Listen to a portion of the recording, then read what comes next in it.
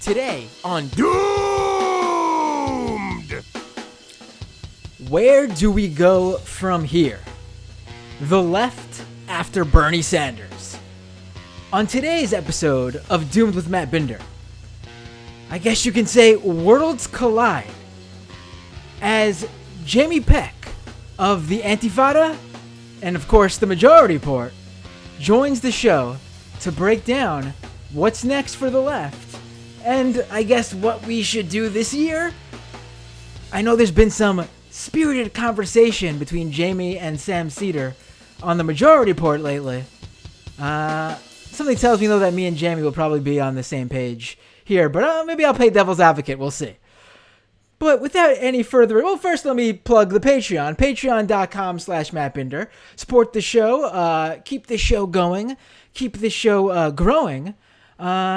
I don't ask for much. Of course, if you are affected by this global pandemic, feel free to not do anything, but listen to the show without subscribing on Patreon. But, you know, it's cool if you want to. And youtube.com/MattBinder to subscribe to the YouTube channel. doomedpod.com for the podcast. And Jamie, with the perfect slide into frame, just as I was about to welcome you to the show. Thank you so much. Yeah, it was a little bit warm in here, so I went to open the windows really fast. No, it's all good. It's all good. So, you know, my audience has been begging for me to have you on this show. And, of course, I've been saying, absolutely not. Why would I have her on? No, of course I would have you on this show. In fact, I'm surprised it took this long, and I want to say that you should have been on sooner. But also, I've yet to be on the Antifada. So, I mean, there we go. I mean... Well, now that I've been on your show, like, one hand washes the other. Let me know what you want to talk about when you want to come on. We'll do it. All right, cool. We'll talk about whatevs.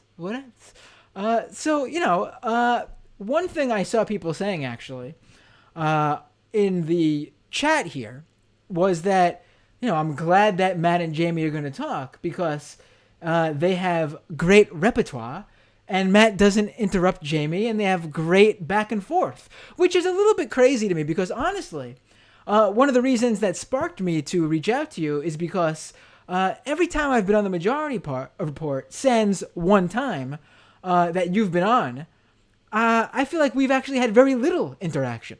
So I don't know where people get that from. That one time where it was just you and me behind the camera when I did the Better Half earlier this year, I filled in for Sam.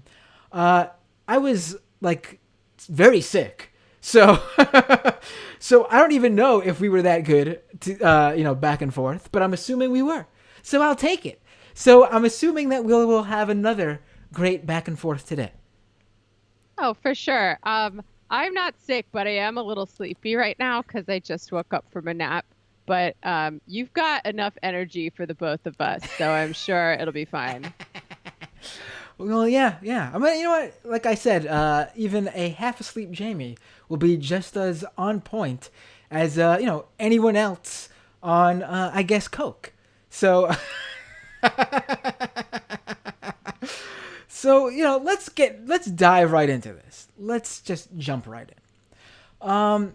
So Bernie Sanders obviously has dropped out of the race. And I was telling you before we started the show that, you know, I'm having this episode maybe a little late in the game, but I felt like I still wanted to do it because literally Bernie drops out of the race the same day I already have a coronavirus guest lined up for the show. And then a week later, he endorses Joe Biden. On the same day, I have, you know, another guest for a coronavirus-themed episode of the show. So now that the coronavirus has been evaporated and everything is now back to normal, there's no more pandemic, now would be the perfect time to have this show. But no, I mean, what do you think happened with Bernie Sanders and his 2020 campaign? What happened? Right. Oh, well, yes, much like the title of the book by Hillary Clinton in 2016, I'm going to tell you what happened. So there's a lot of people and a lot of talk going back and forth about the mistakes made by the Sanders campaign. Were they too woke? Were they not woke enough? Were they too far left? Were they just like social fascist sellouts? I'm sure there were some things they could have done better, but at the end of the day, I don't think there's that much. Like, I think at the present, and I've thought this for the whole time, but I hoped that I was wrong. The left, and I'm speaking broadly of the social democratic left and to the left of that, lacks the institutional power necessary in order to win a presidential primary right now. Right. Right. I mean, there's definitely. Have you read that piece that Michael Tracy dropped today? I did not. I decided to do self-care by not reading it. Right. Well, he teamed up with Angela, whatever her name is. I can't remember her last name now. Nigel, whatever her name is. To Not important. right. To put together this piece called. This is literally the title. First as tragedy, then as farce. The collapse of the Sanders campaign and the fusionist left. Now, it's very long, and I wish I had more time to read the entirety. But I do know that Michael Tracy has been on a tear lately about how Bernie Sanders' big problem was that he reached out this time to the woke left, which then turned off all those working class voters who were behind him in 2016. And now, I think that Michael Tracy needs to log off Twitter because I highly doubt that many working class people in the Midwest jumped online and saw that the woke left was warming up to Bernie Sanders this time around, and that was just too much for them. They don't want to hear words like you use, like self-care. You woke leftist, you. Yeah, I mean, I think it's pretty obvious that both sides of this discourse it's an elite discourse to be having. I think, the Michael Tracy types think that it's elitist to, I mean, like, the target tends to move based on who they're talking to, right?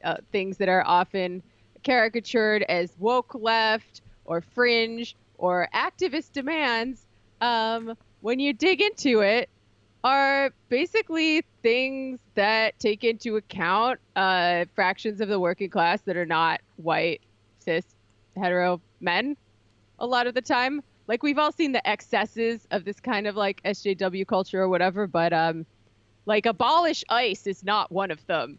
I'm Right. sorry. Right. Like, the working class is large, the working class is diverse, and people experience oppression in various interlocking ways under capitalism. And if you want to win, you need to be thinking about the entire working class rather than just your vulgar workerist image of like a white guy in a hard hat. Right. Also, the idea that even the excess of the social justice, the SJW thing that these Michael Tracy types are so hung up on, the idea that would be the reason that someone who would support Bernie previously would be turned away from him is just bizarre. Like, the idea that, because if that's true, if Bernie Sanders became, or his campaign became what those types think it became, then would they have gone out there and showcased the fact that Joe Rogan was talking about possibly voting for Bernie Sanders? No, absolutely not. They would have done the thing that all the Warren stands were doing when they found out that Joe Rogan was thinking about voting for Bernie. They would have said, "You should say, do not vote for me. We do not want your kind here." Like, that's what they would have done, and they didn't do that. The idea that there was some sort of ultra too far woke to the point of parody gone left tingent in the Bernie Sanders campaign, I just don't buy it. Well, also, if you look at the things that Bernie was actually attacked for and the reasons why people decided not to vote for him, it wasn't mostly like his policies on immigration. It wasn't his far, quote unquote, fringe demands. It was his signature programs, like Medicare for All, as in the thing that everyone in America has been told their entire life by both parties is not possible and never going to happen. So I think that kind of depoliticization had a lot more to do with it. And I just think this culture wars nonsense is just a total red herring to talking about what is really going on. And I think you have to look at the agenda that people have when they keep trying to keep these debates alive, that very few people, certainly very few working class people, actually care about that much, right? Like, if you ask the average guy on the street, what do you think about transgender bathrooms? He'd be like, fine, who cares? Right. Like people should use the bathroom. It's fine. People should use the bathroom if they need to use the bathroom. Yes, I think we're on the same page there as well. But there are, to me, real failures. And I think it's wrong to say the Bernie Sanders campaign was a failure, because obviously that's incorrect. I mean, there is a left. The 2016 campaign started, gave birth to a new left that just honestly wasn't there before. They maybe were the people involved in the movement were there, but they were all so fractured. And the Bernie Sanders campaign helped bring together a real movement of leftists. And I think 2020 really helped show that that group is still here. They didn't age out. And then B, the people younger than the people from 2016, they're even more so. As far left as you think the 2016 Bernie supporters were, the 2020 ones are even further left. And it's all the people who were younger than the 2016 group. So, I don't think it was a failure at all. But there were failures, I think. And one, to me, was a strategic failure in terms of campaigning. Not with policy or whatever, campaigning. And I mean, it's pretty clear to anyone watching, is that the Sanders campaign, I don't know what they thought about South Carolina, but clearly they need to do more work on the ground there. It shouldn't have been what happened there, because that's what killed the campaign. That's when it all went downhill. They could have lost even, and it would have been fine. They just couldn't lose by as much as they did. Yeah, I mean, I think the sudden consolidation behind Biden of the other candidates played a huge role, as did the Jim Clyburn endorsement. I think something like 50% of voters in South Carolina had not made up their minds yet as of a few days before the election. And these were not people who were hostile to Bernie Sanders either, but these were also voters who identified very closely with the Democratic Party. And it's not stupid for them to do so when it's the only game in town and seemingly the only institution with any kind of power standing between you and like a full-on white supremacist authoritarianism of Donald Trump. Right. Also, like a larger percentage of Democratic primary voters trust the mainstream media than any other kinds of voters, basically. So like he was pretty doomed to fail on that level. Like the Democratic Party got their shit together just in time. But I agree with you to a point, because we saw what the Bernie Sanders campaign was able to do with a group of voters who they spent the time on. I mean, what the Bernie Sanders campaign did with Latino voters this time around is phenomenal. It's changed the game with voter reach out to the Latino community.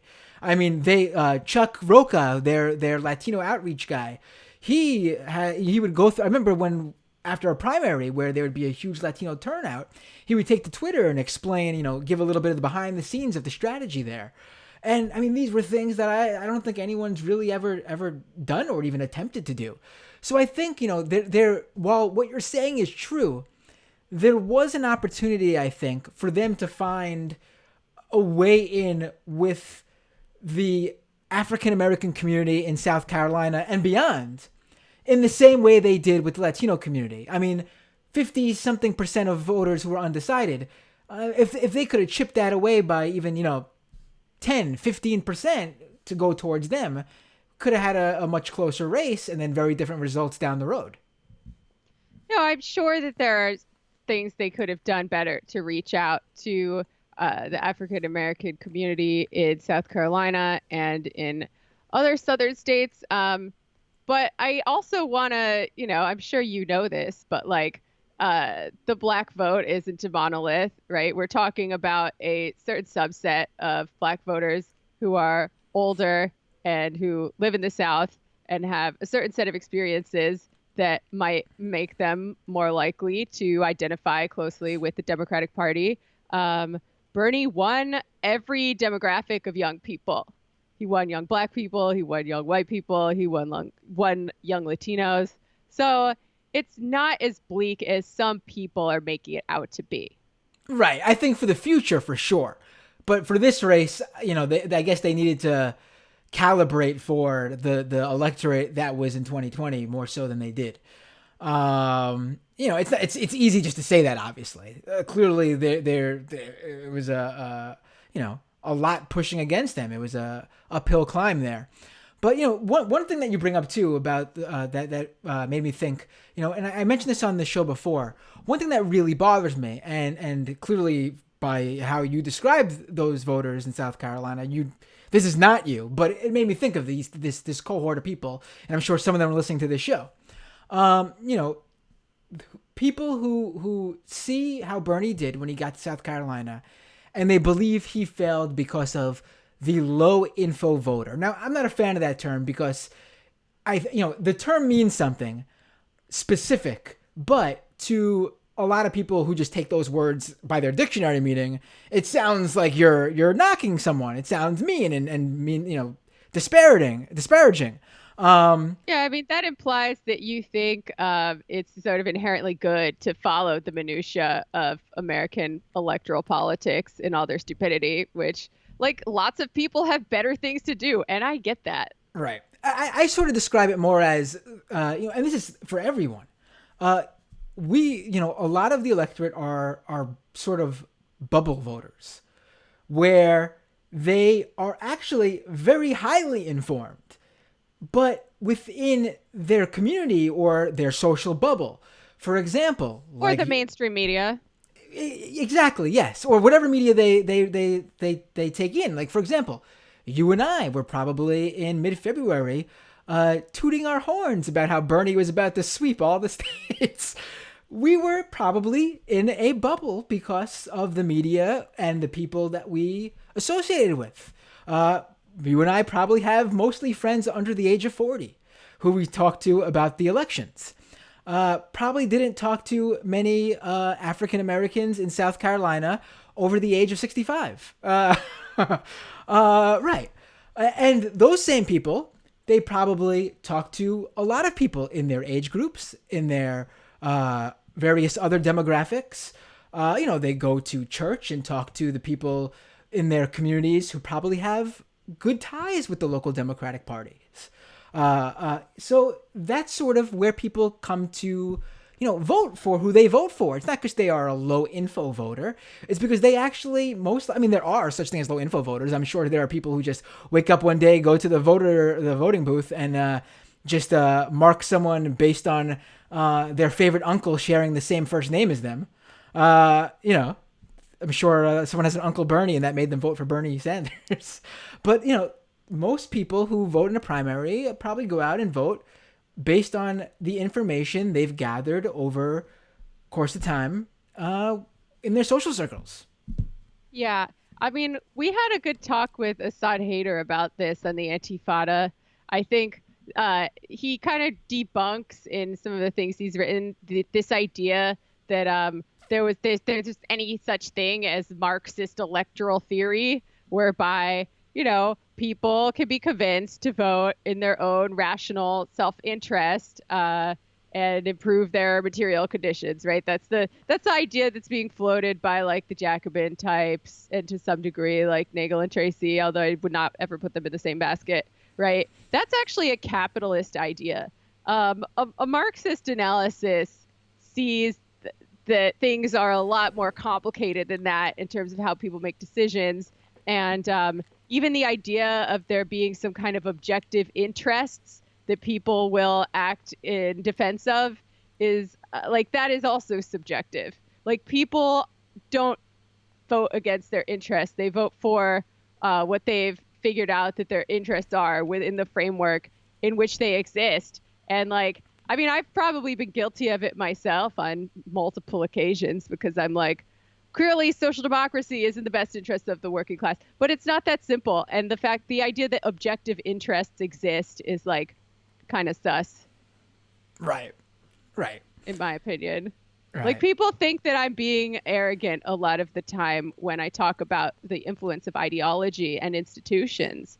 Like, oh, you think people are stupid? You think people are stupid because they didn't vote for Bernie? Like, no, I think they are people, and it takes a lot.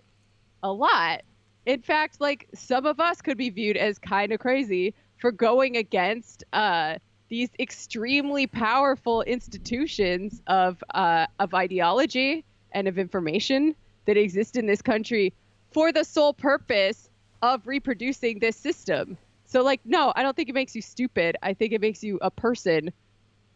Right. And I just want to say, me crazy? Come on. So let's I like where this conversation is headed. So let's go somewhere. Let's go a little bit back a few days. And I need you to catch my audience up with this, who may not be familiar.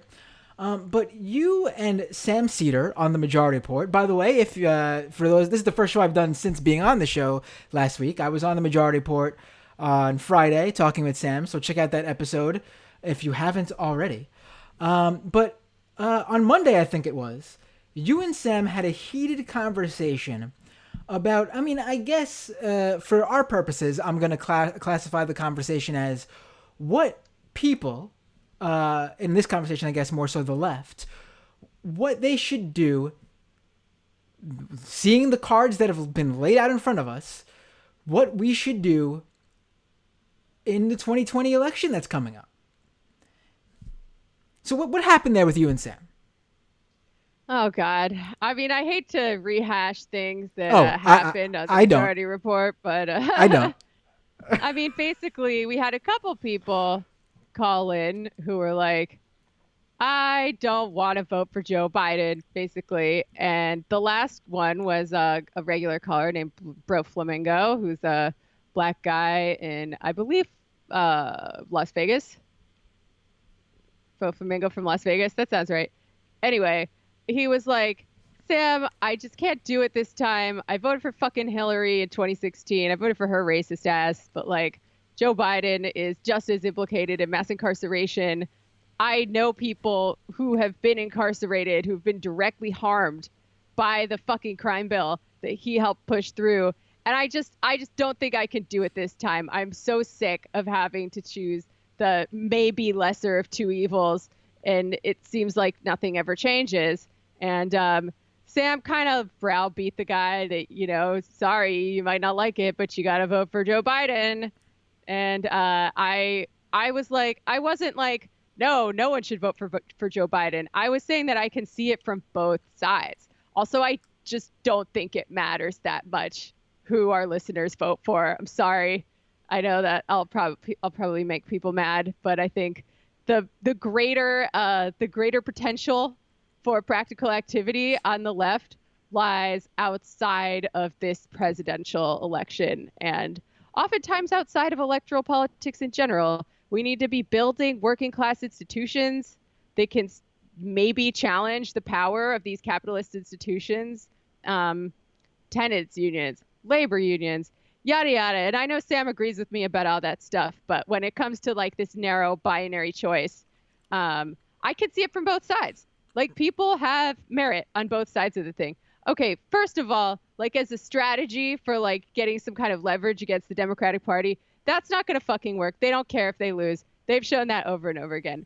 However, I can see it from both sides in the sense if someone's making this choice, there are arguments both pro and con.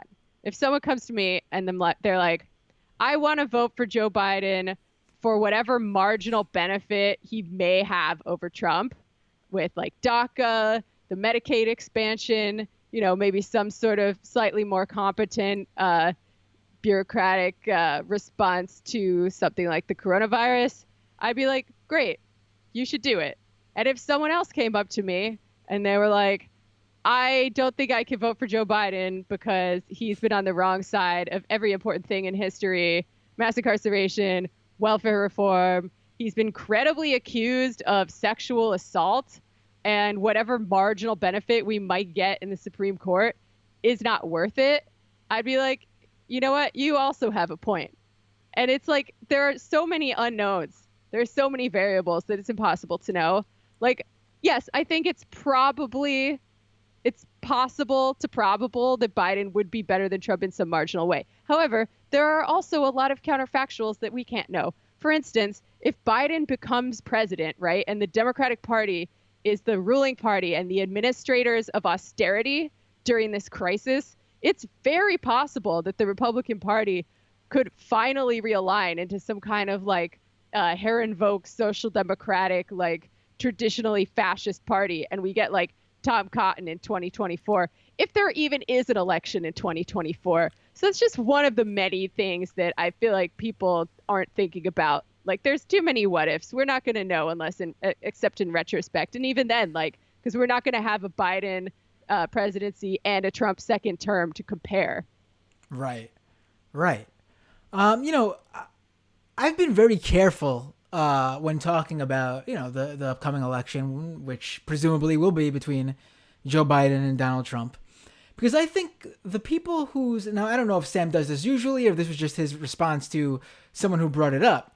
I mean, when I was there, the election I was there for was, Jesus Christ, 2012,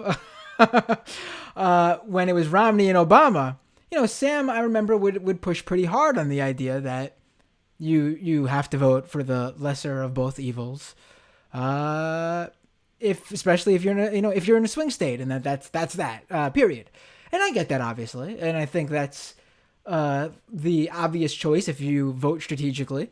But I've been very careful in terms of how I talk about it, because I think the idea of pushing someone and attacking someone and knocking someone in order to get them to vote for Joe Biden is the dumbest possible strategy you could possibly go with, because obviously you're not going to convince anyone to do what you want them to do by telling them how stupid they are for not doing what you want them to do. It just seems like a really dumb strategy. And I know Sam doesn't call them stupid or whatever. But, I think even when you push someone too hard, even getting a little bit angry with someone, I think that turns them off too. And I think the idea is just to make the case. Like, for me, I put a little bit more stake into, I agree with you totally that there's so much that can be done out of electoral politics, but I put a little bit more stake in electoral politics possibly than you do, because I do think it is obviously a very important plank on that whole platform. I think that, I think it would be, if you are someone on the left who's going to vote for Joe Biden, I think it's dumb to say you are now, because I actually do think, I don't think you're going to push them left. You're not going to get Joe Biden becoming Bernie Sanders, but you could get concessions on some specific issues, possibly. We won't know until it becomes that obvious to them that they're in trouble and they need to get every single person they can. I do think there is, I do agree to you to a point. They don't care about losing when they lose, but before that, I do feel like they want to win.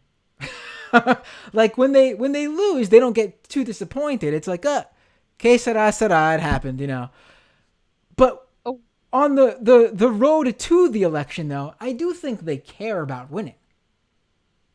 Well, I mean, these people in the Democratic Party establishment are still going to have jobs if Trump is president, right? And I think that recent history has shown that having a right-wing Trump-like figure in office that they can go around and fearmonger about helps them to quell and put down challenges from the left, because they're like, listen to us. This is the safest choice to beat Trump. You really want to beat Trump, right?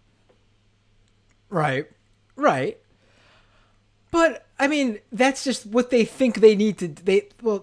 That's what they think they need to do. Obviously, that's A, and then B, if that's all they can get away with and win, that's perfect for them. It's like the best of both worlds. I mean, I don't think that's their strategy because they don't care. I think that's their strategy because it serves two purposes. It gets them to not do what they don't want to do. Like, they don't want to go further left. They don't feel like that's a winning strategy. And also, I do agree that there's also many of them who think that, even if they lose, at least they'll keep their seats. But that's not all of them. Because that's not the truth about all of them either. There's a lot of them who will lose their seats. A lot of them did lose their seats to both Republicans and an insurgent leftist movement. It's a little bit twofold, I think. But I don't disagree with you. I just think there's a little bit more, in my opinion, in terms of that aspect of it. Okay, I'll revise it and say that they cared more about beating Bernie Sanders than they cared about beating Trump. I'll agree with that. Yeah, I'll agree with that. Please don't revise it unless you feel that way, though. Don't. No, I think it's probably about right. I should also say I don't like to. I mean, it seems like stupid inside baseball, but I did get multiple messages from people after that conversation. Most of them were younger black men telling me that I was right and Sam was wrong. So there you go. Someone said in a YouTube comment that Sam Cedar, surprisingly, not cool with the youths. So someone said in a YouTube comment, basically, like, we got into this ridiculous, hypothetical about if 100 people are murdered every month under Trump by the cops and 99 people are murdered under Biden, which is already a hypothetical that is impossible to prove, but whatever. You are morally obligated to pick 99. And someone in the comments was like, yeah, but can you see how that might not be a meaningful difference to the friends and family of those 99 people? Right. I mean, I think back in the day, probably in 2012 when I was on the Majority Report, I probably deployed that same line of thinking at certain points. I mean, I do think that less death is better than more death. But at the same time, I agree with that aspect. It really is a hard thing because we'll get to this. We'll get to this now because it's something that I think adds the extra layer. Because I'm also in that category of the person who I am Sam, where I voted for Hillary in 2016 after criticizing her up to the very last day, along with Trump, obviously, of the 2020 elections. I'm in New York. I didn't have to. When I went to the voting booth, I felt like I wanted to vote for the Democratic candidate to defeat Trump. That was it for me. That's what I decided in the voting booth. And so that was an easy decision for me.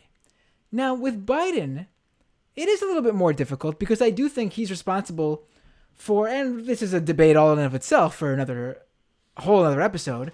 I do think he's responsible for more death and more wrong than Hillary, although we could debate on that, I'm sure. At least in this country.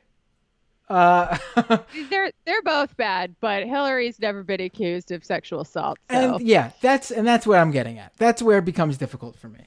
Because it is more so, and this is not at all, because I obviously believe Tara Reade.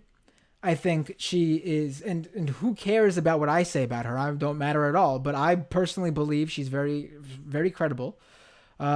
Anything that has been put out there to sort of try to demean her and take away that credibility has been gross. Most importantly, I would like to really italicize here, gross, and B, really nothing to do with the allegations at hand.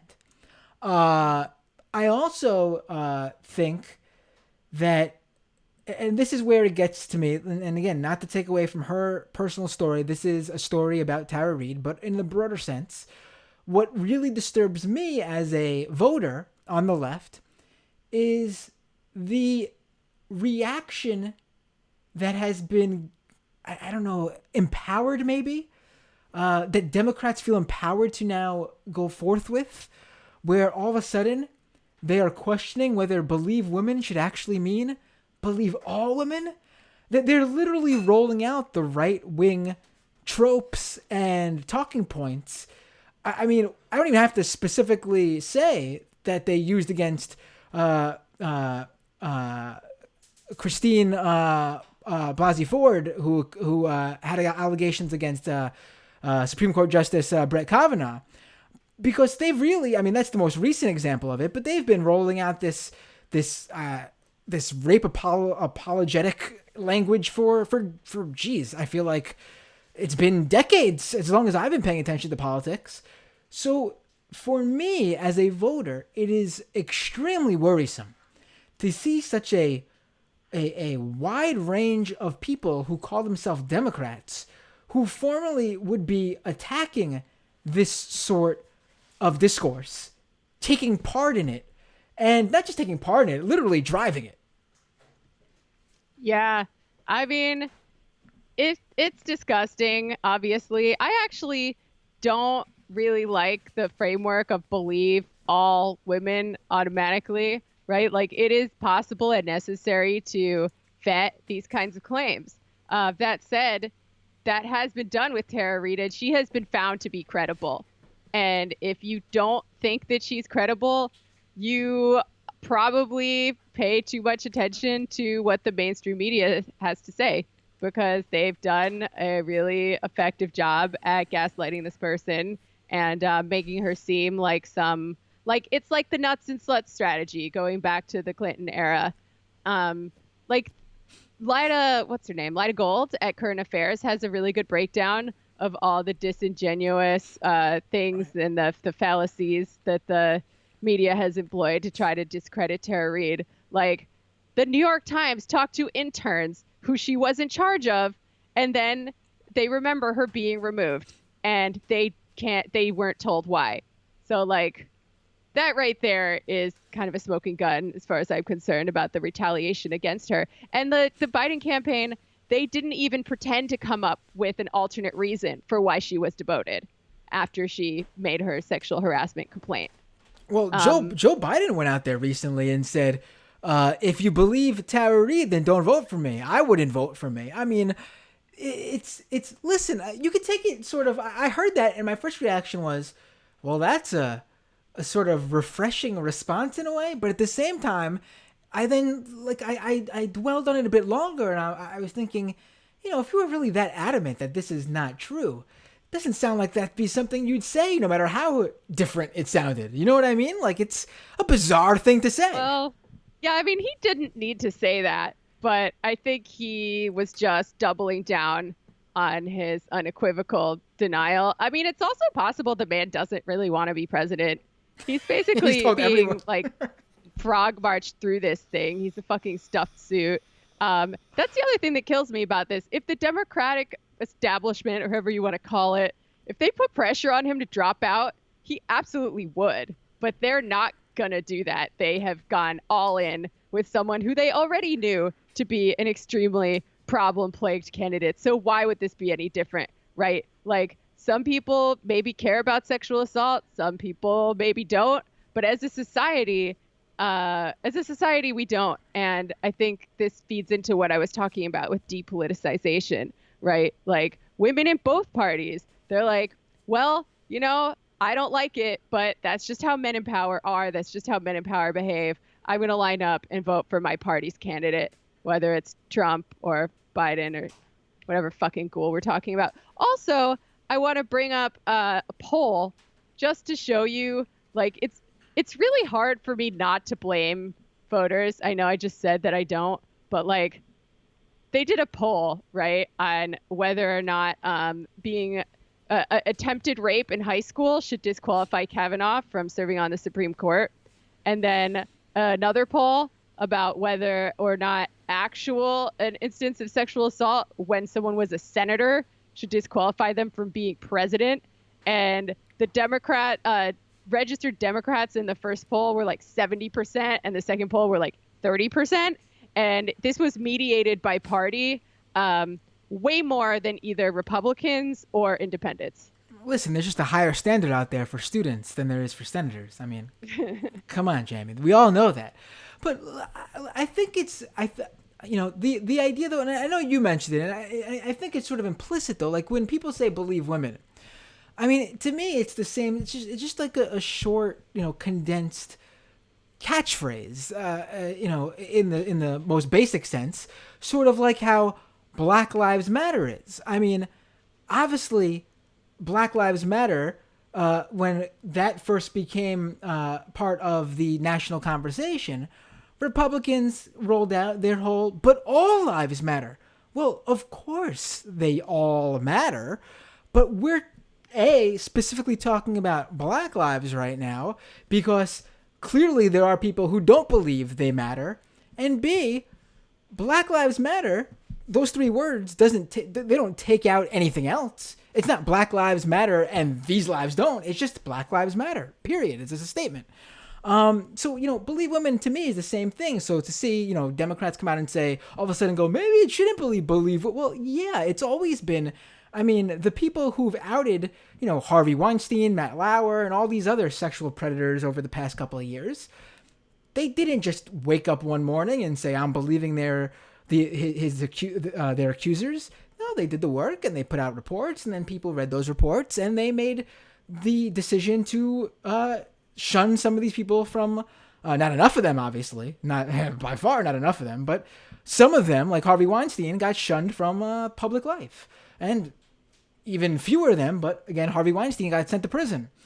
So, I mean, it's, to me, the idea that they're all of a sudden hung up on that phrase. And another thing I love, not to go all over the place now, but another thing I love is how these same people who are questioning whether we should believe women when a woman comes out and accuses someone of rape now, if we should, these are the same people who were saying when people weren't believing that Bernie Sanders and Elizabeth Warren's women cannot be president tiff, they were saying, oh, we have to, if you don't believe Warren, then you don't believe women. What?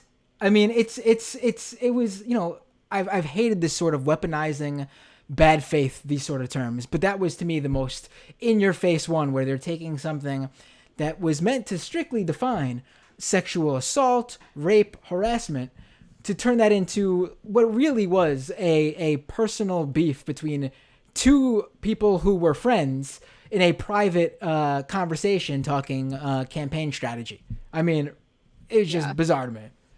It's disgusting. Elizabeth Warren could fuck off. Like, seriously, I came into this with a mildly positive view of her as one of the slightly more progressive Democrats. Granted, that's a low fucking bar. But, like, after this, I'm like, God, she fucking sucks. Yeah, like, either she helped them beat Bernie on purpose, or she was a useful idiot. I'm not sure which is worse. Right. Yeah, I there were many times I jumped on a live stream after one of the many primary result nights where it was clear that Warren should have dropped out and endorsed Bernie. Sort of, I guess, heartbroken, I guess you can say, because she was someone. I mean, clearly I knew the difference between Warren and Bernie. That's why I was a Bernie supporter. But at the same time, when you're in this position and we're talking electoral politics, you give a little and pick your allies. And she, to me, I wouldn't consider her on the left. I'm sure she doesn't either. But I would consider her, or at least for an elected official, a progressive ally. And it was really disappointing to see her do what she did. I don't know. I'm dying to know what it was. Like you said, was she just, unable to come to terms with this, and in response tanked a actual progressive campaign who had a real chance to win? Or was there something more going on behind the scenes where she was playing a very purposeful role? And I would love to know one day, and I don't know if we ever will. Yeah, that's probably going to be one of those unsolved mysteries that we forget about as worse and worse things continue to happen. Oh, I don't know. I will never forget this. Neither will Michael. He's pissed. Right, right. I mean, not to dwell on this, but but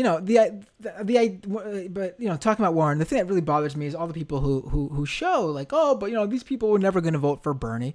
Well, yeah, because their girl Warren didn't endorse him, and they were very pliable, I guess. They could have went either way, and if she just took a stance, a lot of them would have went to Bernie.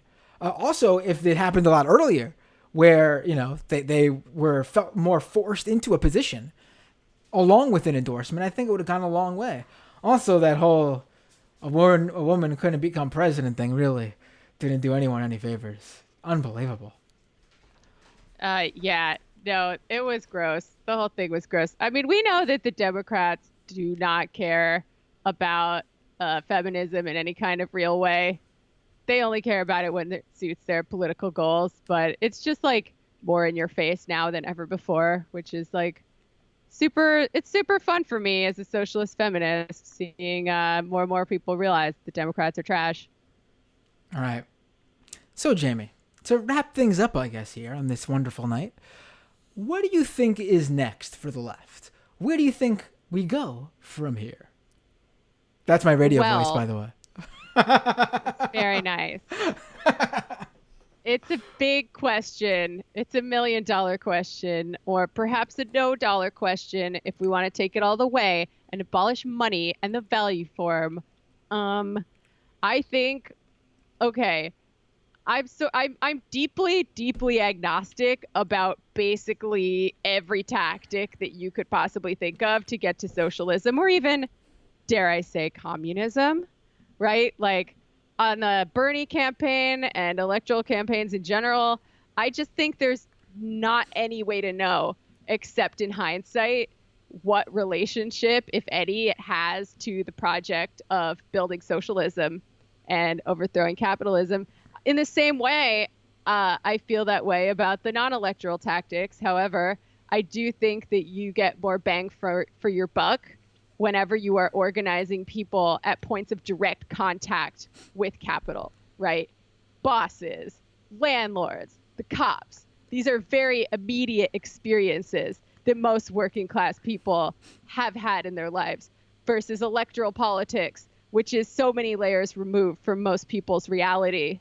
It's a bunch of extra steps to convince them, oh yes, this does matter to your life, but also the Democratic Party is trash. We're only using the ballot line opportunistically, and eventually we're going to overthrow the whole system. It seems like adding some extra steps in there. I don't know. But I think we really need to be, to the degree that we can and to the degree that it will matter, building working class institutions and even something resembling dual power. Like dual power is a concept that exists in really every strain of leftist thought, from Leninism to anarchism. And it's, seems good. I'm talking about like working class institutions of dual power or counter power that are independent of the state and of the kind of NGO industrial complex. So like tenant unions, democratic labor unions.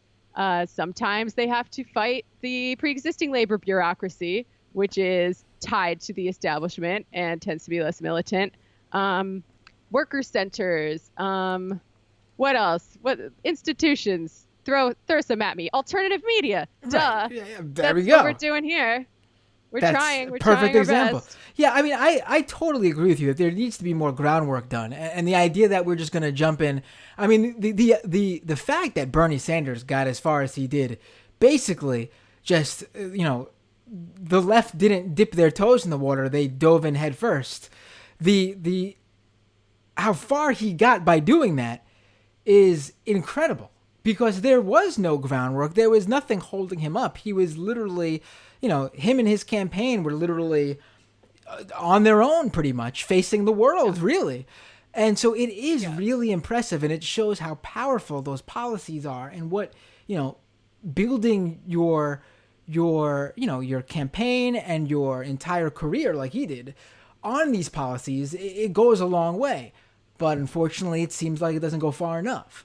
So I agree with you. There definitely needs to be real groundwork done, movement-based organizing, just reaching out to people who necessarily. I mean, I know this was Bernie's plan, but I don't think it ever really manifested. Reaching out to people who don't normally vote and getting them out to the. I mean, obviously it's easier said than done, and I'm sure there was some work done there. But I do think that there are people who, obviously, there are people who can't vote because of various responsibilities in their life, and this country tries to make it as hard as possible for them to vote and marginalize them. Yeah. Or maybe they're immigrants, or maybe they're incarcerated. Right. But at the same time, I think there are still people who could vote and just don't feel like their vote matters, so they don't based on a choice not to. And I think the left can reach out to those people and really get some movement there. That's sort of like, that's sort of one of the things that I feel like is the takeaway for what we're going to go to in November with the 2020 general election. And it's a lot of people, I think, on the left saw Trump win. I know there are some accelerationists who wanted him to win, but I think the most people did not want him to win on the left. But they saw it as an opportunity, and they felt, and I was one of these people, that Trump will show that the left is correct. And to a degree, I think he showed young people that, and we saw that with the under 40 contingent with the Bernie Sanders campaign. But I also think the idea that there was a blue wave that would be beneficial to leftist candidates turned out to be quite the opposite. And I say this from someone who worked on some of these campaigns. The blue wave was actually detrimental to the left. Because what happened was the blue wave rolled right over the left. The blue wave wasn't a bunch of Democrats who were woken by the Trump administration to how correct leftist policy is. They were woken to the idea that Trump sucks and we got to do whatever it takes to beat Trump. And I guess what the Democrats tell us to do is what we need to do to beat Trump. And unfortunately, the people who that messaging is most successful with are over the age of like 45, 50. And those are the people who vote in larger numbers, again, due to a various number of reasons. That's sort of one of my reasons as to, to me, if you're going to make a case to the left on why you need to, I'm not going to say vote for Biden because I'm not there, or nor will I ever be, maybe, who knows. One of the reasons you need to do whatever you think you need to do to get Trump out of office, if you were strictly caring about, the left being in power in the future, is the fact that this is the reality. Trump has been really bad for the left for these reasons. And the quicker I think he's gone, a lot of these people, like these never Trumpers who get all this media time, and these people who really are just paying attention to politics because Trump is bad, Orange Man bad, I think I still want them to vote, but I think they won't be, paying attention to these types who are telling them to vote in a certain way because Trump will just be gone and they won't feel like it's as important to do what the Democrats say, and maybe they'll take the chance and think that all people in this country deserve health care, as crazy as that may sound. Well, I mean, we had a lot of people saying that they support Medicare for all, but voting for Biden anyway, which is a pretty depressing outcome, right? And it just shows you how depoliticized people are around these issues because, you've been told your entire life that you can't have something. You're going to believe it's not possible, even if you think that it would be great. I think also, like, Biden could be almost serve a similar purpose to Trump in that he's showing people that, I mean, you and I maybe have different degrees of confidence in electoral politics, right?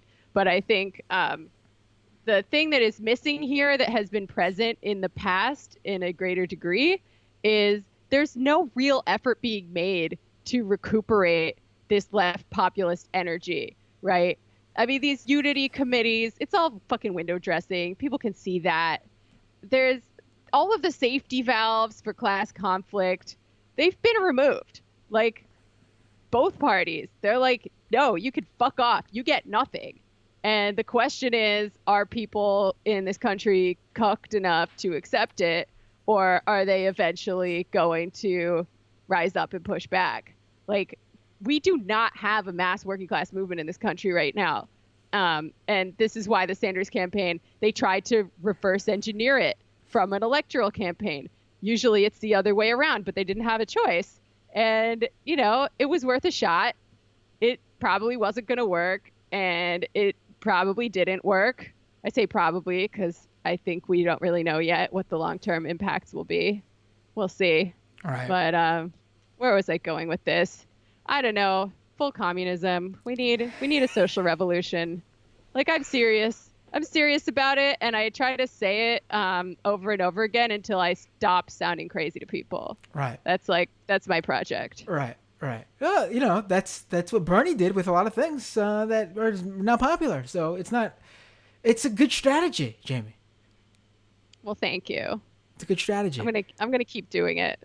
And one day maybe, when you decide to run for office because your views of electoral politics have changed, other people who remember you on the majority report will be clipping these interviews and these segments you have on this show and other shows and on the majority report and the Antifada, and they'll be doing those really epic sort of montages where it's like, Jamie was alone, but now we're all behind her, like they did for Bernie.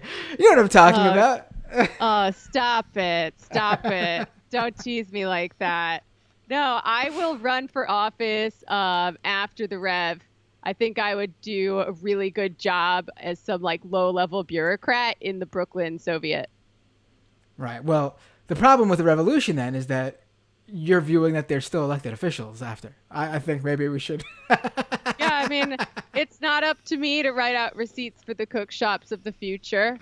We may still have some form of parliamentary democracy. I don't know. Right. Maybe not. Right. Or fast forward, 20, 30 years, and we're all, declaring our loyalty to Queen Jamie Peck, who will have us offed if we do not. Wow, Matt. Could go either way. You don't know. Who knows? I would never want to be the queen of people unless they like really insisted on it. And then I would be like, okay, right. If you say so. Yeah. Just like people could clip those clips in favor of you, they could also clip the clip right now when you are the ruler and say, look at this hypocrite. Look at this hypocrite. No. I believe in bottom up, decentralized, direct democracy. I only recently came around on the need for like some form of central planning, preferably done by a computer. That's when I dropped the anarcho prefix and just called myself a communist. So I'm always learning. A single computer, like a mastermind computer that rules us all. Yeah, sure. Yeah, with my face on it. Right. Duh. There we go. Are you happy? I'm happy. You finally, yes, and come on. This is comedy. No, Jamie Peck of the Antifada and the Majority Report, a show I did not hear of before today. Jamie, where can people follow you? And also, feel free to plug exactly what you like to plug with URLs and all. All right. Well, my primary project and the thing that I put most of my blood, sweat, and tears into right now is my podcast, The Antifada. You can find it at patreon.com/The Antifada or wherever you get your podcasts. You could just type in The Antifada and it will probably be there. And we have a free episode every week. And most weeks we have some bonus content as well for our patrons. But if you don't have any money and you want to listen to our bonus content, you can email us and we will hook you up because we are a communist podcast. So it would probably be bad if we didn't give it to people who have no money, because those are the people with the most inspiration and potential to revolt against our capitalist overlords, right? Right. Makes sense. All right, Jamie, thank you so much for joining me today. Always a pleasure This is the longest time we've ever talked, by the way, regardless of the fact that we've been on a number of Majority Report episodes. Now, let me tell you, did I interrupt you as much as Sam Cedar? No, you were a very good conversationalist.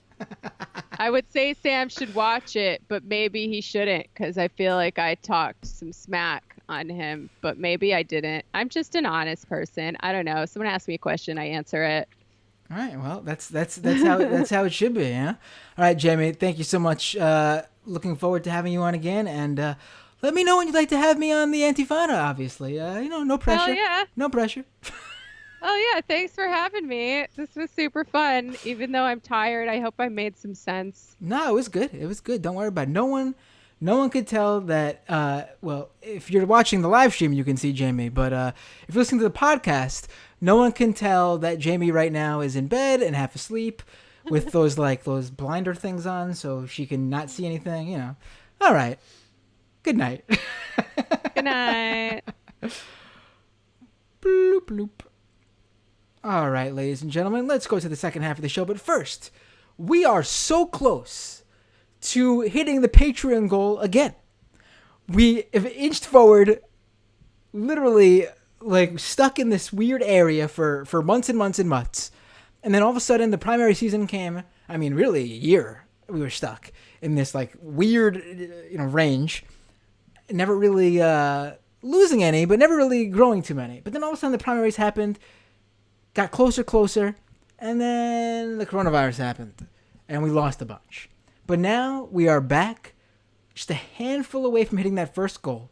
And I feel like when we hit that patreon.com/MattBinder goal, of which we just need a few more Patreon subscribers, I feel like we're going to just rock it off again. It's just going to be, we'll get that funk, and all of a sudden the show's growing tenfold. So if you can afford to do so, patreon.com/MattBinder. If you cannot afford to do so, what you can do to support the show is subscribe to the YouTube channel, which you should do whether you can afford to or not, youtube.com/MattBinder. You could subscribe to the iTunes, Google Play, wherever you listen to podcasts, doomedpod.com. Leave an iTunes review, star review, written review. All that really helps. So if you haven't already, take a minute and do it. What else? Follow me on Twitter, @MattBinder. I'm pretty much @MattBinder everywhere, or just search Matt Binder on whatever social network, and I'll pop up. What else? Oh, tell your favorite YouTubers, podcasters, whatever, about me and the show. Tell them you want to see me on. That's how Sam got the brilliant idea to have his old faithful producer back on the show this past Friday. A bunch of people told me they emailed him because they wanted me back on the show, and lo and behold, he reached out and had me on the show. It works, people. It really does. Keep emailing Sam and tell him you want to see me regularly on the show. I should be a monthly guest, people are saying. Really, people are saying that. I don't mean people are saying as in just me. I am saying. I'm not pulling a Trump. I get messages people are saying. Also, tell me who you'd like to see on this show. If you want to come on this show and just tell me about your experience with the coronavirus, how you've been faring, whatever, I'd love to have you on. Tell me about what you're doing, if you're running for office, whatever. I've been saying this every show for weeks now. I have a list of people like that who just reached out when I made an open call. I'm getting to it. It's been really busy, and I have you guys, and I want to have as many of you guys on as possible. It's going to happen, I promise. You didn't fall into some black hole. You're on a list. You're on a list. Wait, what did Chris Jericho say? You're on the list, or you made the list. There we go. That's what Jericho would say. Yeah. Patreon.com/MattBinder. One more time with that plug there. Otherwise, we're going to the Patreon-only half of the show. Stick around if you're a live streamer. If you're watching live, you can catch it live. If you catch the replay, though, on doomedpod.com, patreon.com/MattBinder. All right. Excuse me. I just burped. See you all next time on Doomed.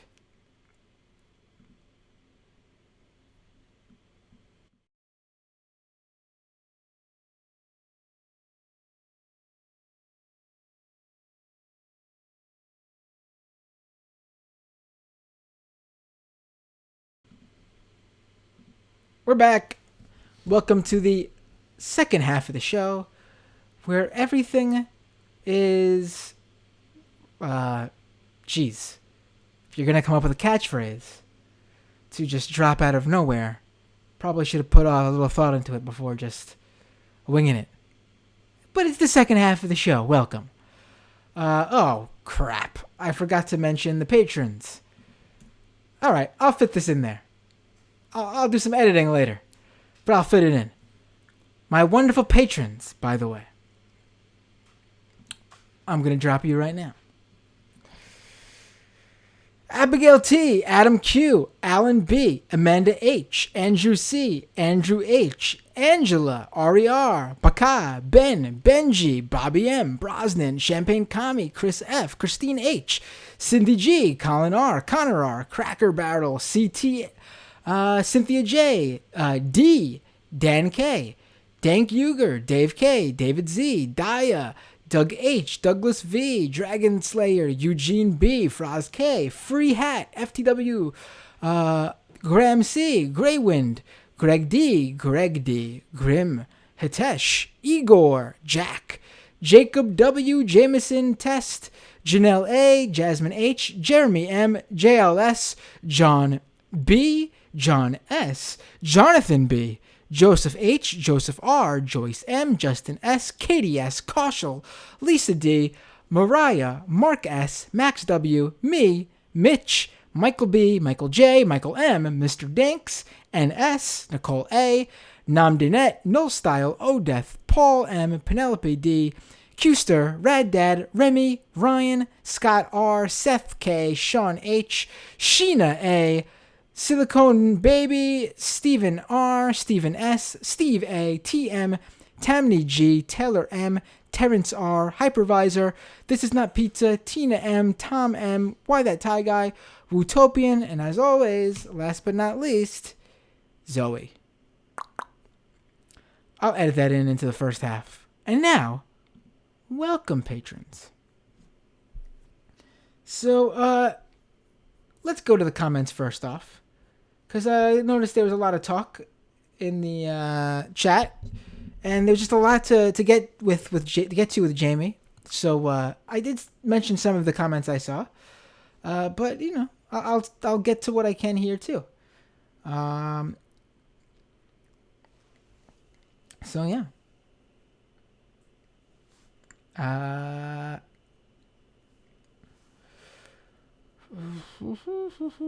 Pulling up the comments here.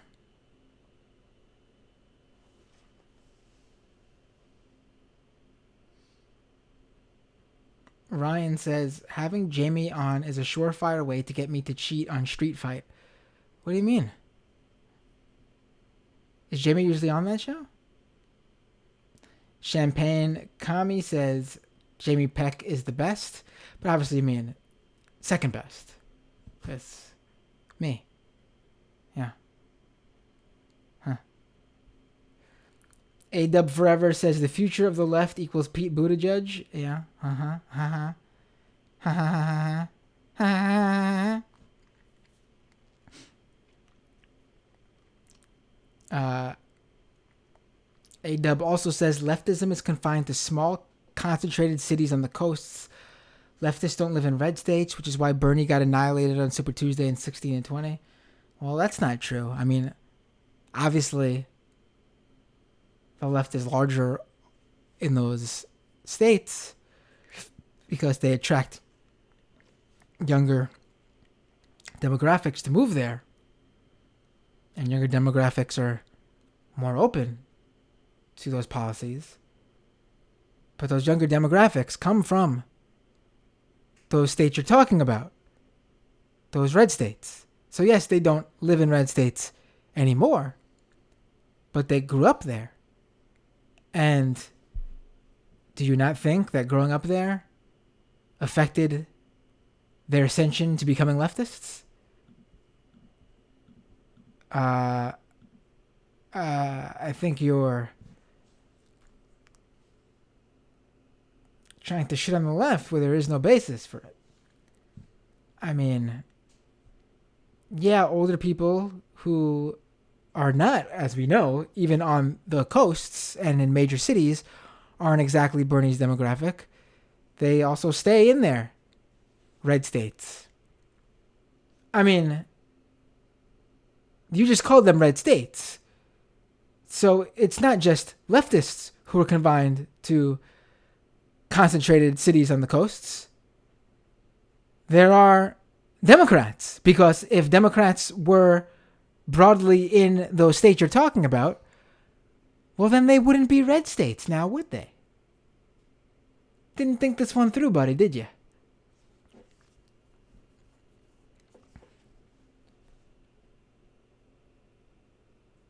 Ryan says, how do you know if a take is wrong? Ask if Michael Tracy, well, he called him Tricle Macy, has it.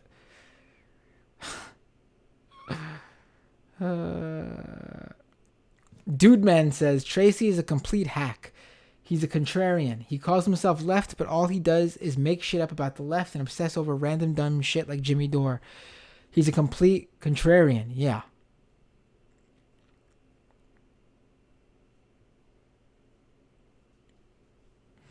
People were really happy to see me and Jamie do a show together finally. There is this bizarre notion, and I think it rang true after actually doing this episode, but surprisingly, me and Jamie did not have much back and forth when we were both on the Majority Report when I would go on the show when she was there. I think there were a few times she wasn't even there. And then besides that time where I filled in for Sam earlier this year, it was a full house. Me, Sam, Matt Leck, Michael. So it wasn't like we had much time to really go back and forth. Unless you guys really enjoyed that earlier in January episode where I filled in for Sam. Must have had that much of an effect on you guys. What an honor. Zoe says, I completely agree with Jamie when she says the left in the U.S. doesn't have institutional power to win a presidential primary. We got pretty close. But again, yeah, we didn't do it. I mean, who knows what will happen if someone else, who would have happened if someone else ran? Who knows? We'll never really know, I guess, because going forward, obviously, we either grow the left or we don't. It's not going to stay stagnant. So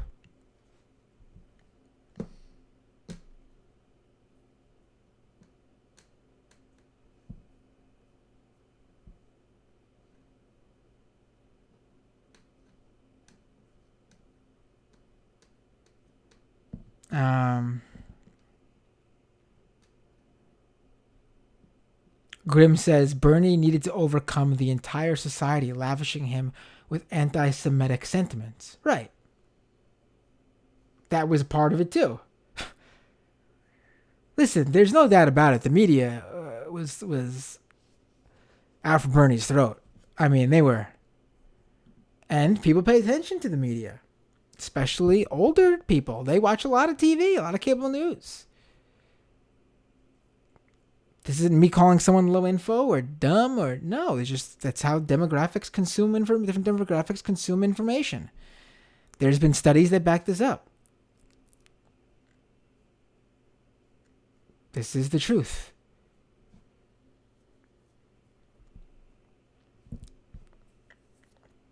Gabe says, if working class people are depoliticized, no electoral campaign is going to win against a disproportionately more wealthy primary voting base. We need to move beyond the electoral sphere. Well, make great points, but I disagree with that last line about moving beyond. We need to expand beyond. Moving beyond means leaving electoral politics behind. And obviously obviously there are people who disagree, but for me, I think there's no doubt about it. People like AOC, Ilhan Omar, Rashida Tlaib, they are pushing the electorate by their very presence and what they advocate for. There's a power to the bully pulpit. Power to the bully pulpit. It's There's no doubt about it.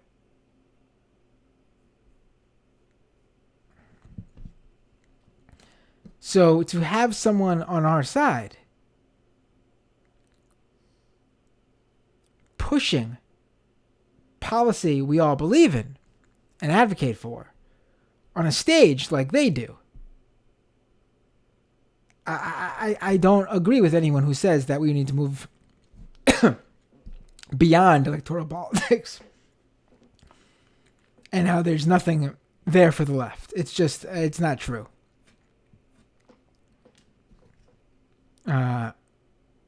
Clearly, more focus needs to be put on movement building.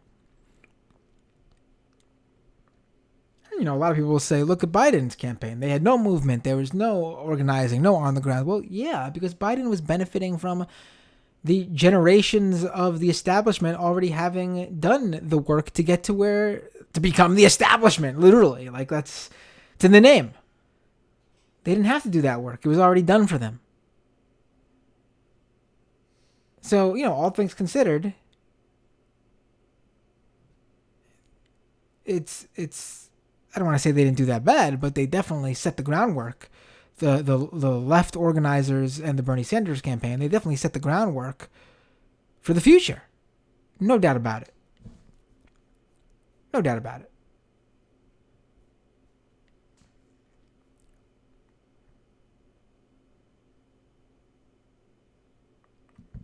Francis Zek says, Sam is better than most, and at least he admits that Biden fucking sucks.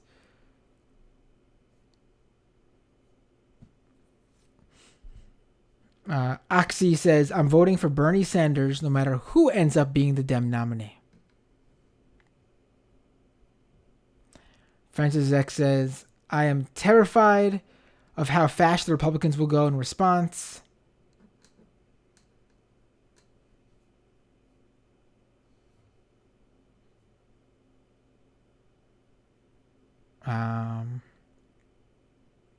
Renee says, no more standing behind Bernie. You start with community leaders. Well, I think a lot of people do that. I mean, also, Bernie Sanders, whether you agree with what he's been doing since he ended his campaign or not, he's the best ally we've got. So yeah, I think it's important to criticize him, but also defend him from bad faith attacks, because what they're really gunning for is you and I and the left as an ideology.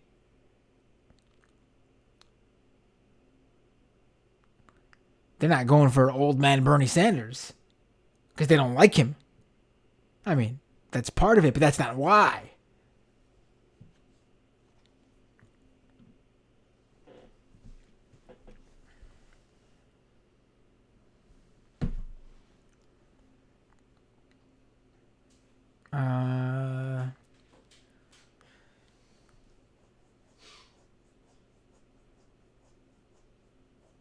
Francis Zek says, Liz Smith, in parentheses, big fan, said to throw Biden into the Grand Canyon, or I think that's an option. Right, that was in response to she was doing an interview with some outlet and said how the Biden campaign needs to get creative with how they should get out there, being that everything's now remote and online because of the coronavirus. And she said something like throw a hologram up in the Grand Canyon or something like that.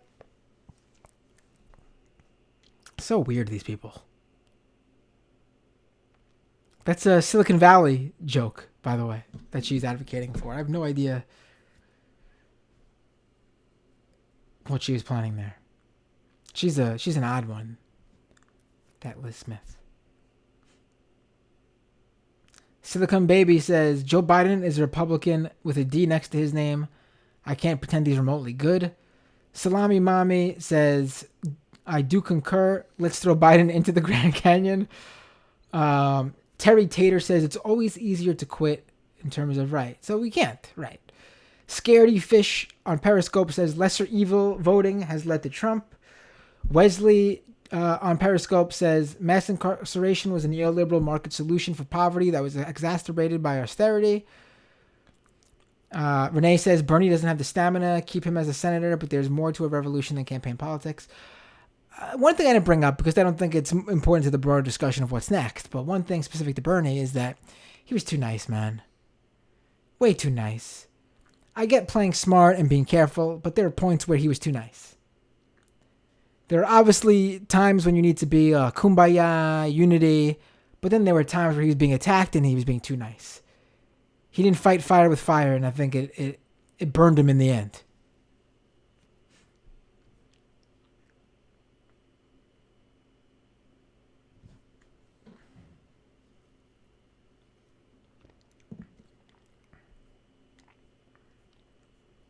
Silicon says, Obama and Biden are the ones who started throwing kids in cages. Zoe says, Biden made his grandstand about picking a woman, and it's not like a moderate as fuck woman is impossible to find. Right. He'll pick a Karen, I'm sure. Champagne Kami says, Obama was the porter in chief, but you're not going to tell me an actual immigrant that Trump is not worse. Get the fuck out. Well, it depends. To be honest, I mean, if your mom or dad got deported under Obama, I think you're going to think Obama was worse. If your mom and dad or some family member, your grandma, granny, someone got deported, your wife, husband got deported,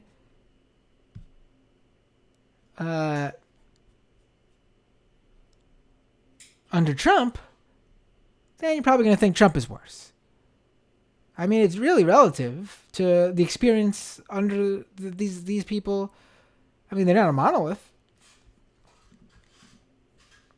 Like we discussed earlier when we were talking about different demographics. So,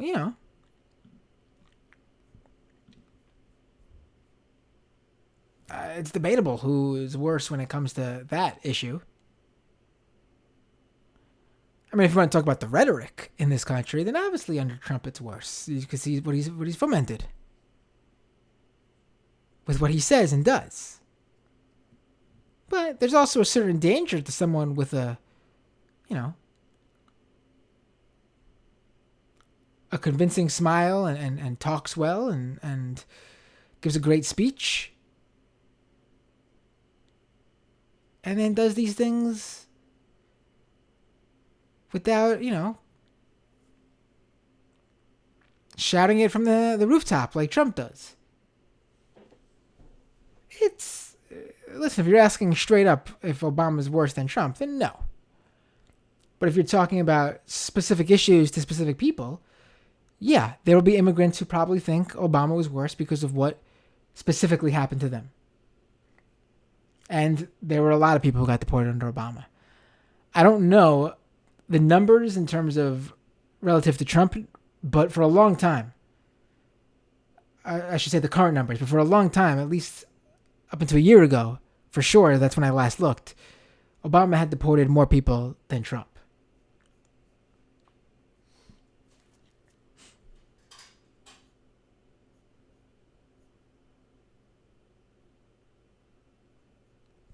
Champagne Communista says, talk to actual immigration lawyers about who's worse. Right. Well, yeah, because they're having a different experience, obviously.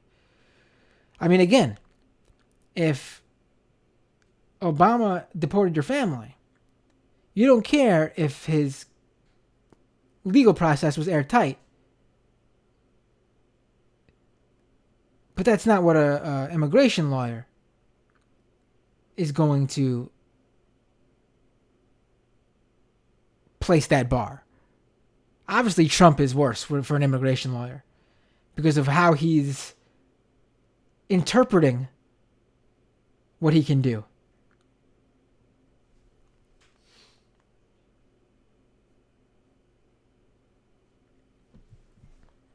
But don't even. Again, I want to reiterate: Trump worse than Obama. Different people's experiences will be different under the two presidents, though. I mean, it shouldn't even be a question of what I'm talking about, but who knows how what I'm saying will be contorted. I mean, I voted for Obama twice. Never voted for Trump and will never vote for Trump.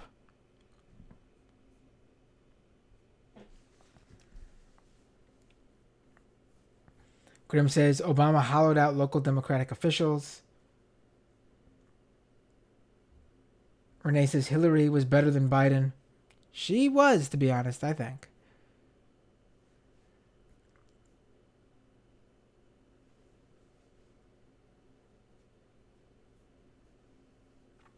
Yeah. Ryan says, I think as much as anything, Sam Cedar just doesn't want to have an exasperating conversation 3 times a day for the next 6 months. Well, Sam, I know you're not watching, but if you were, I'd say this to you. Get ready, buddy, because you're going to have that same exasperating conversation 3 times a day for the next 6 months. I remember how it was back in 2012. And with the lead up to 2016 when I was still there during 2015. This is what's going to happen. That's what you do when you run a show where you take calls and comments and IMs and all other sorts of listener interaction. He knows. Renee says Hillary was more competent and cognizant than Biden. So he says we have no leverage. Rambo Ron says you have no leverage.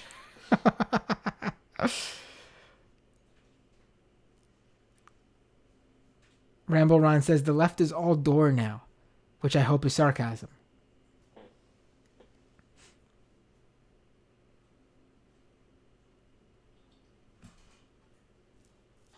I guess Rambo Ron is not being sarcastic. Rambo Ron says, you mean threatening brown people with 4 more years of Trump? Well, no one's doing that. Who's doing that? No one. Also, Trump's got a pretty healthy portion of the Latino vote. So, I mean, he did better with Latinos than Romney did. Again, low bar, but this is a guy who made his whole campaign about attacking Latino immigrants. Trump does terribly with black people. Obviously. It's like low single-digit percentage of the vote with black Americans. Latino Americans, though, he's got like a healthy, lower, 20s, upper 20s, lower 30s, something like that.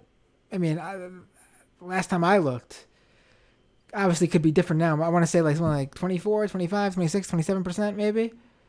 I mean, obviously not the majority, but way more than you would think.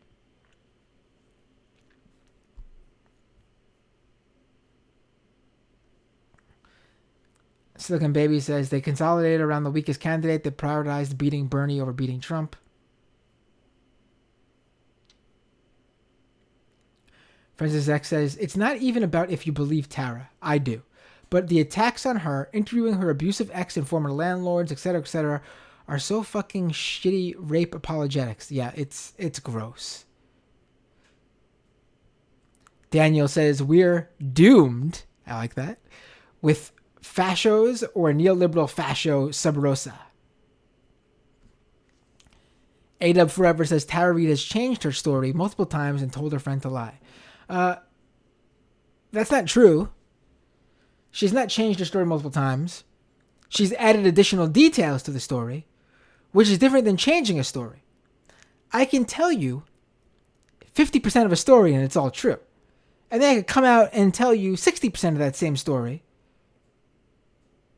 and it'd still be true without changing a single thing. That's what she's done. And then I could tell you 65% and then 70%. And it'll continue to be true and nothing will be changed. I'm just adding additional information.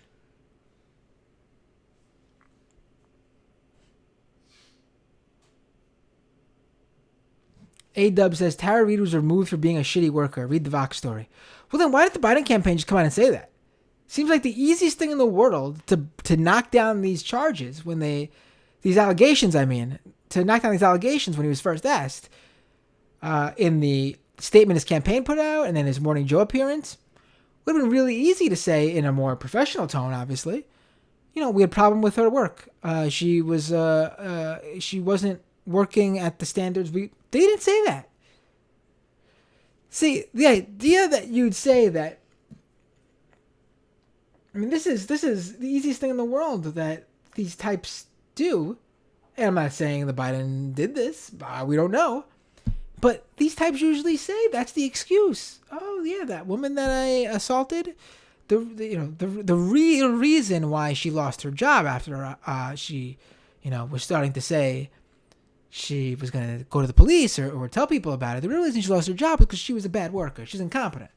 That's why she really lost her job. I didn't do anything wrong. They say this all the time.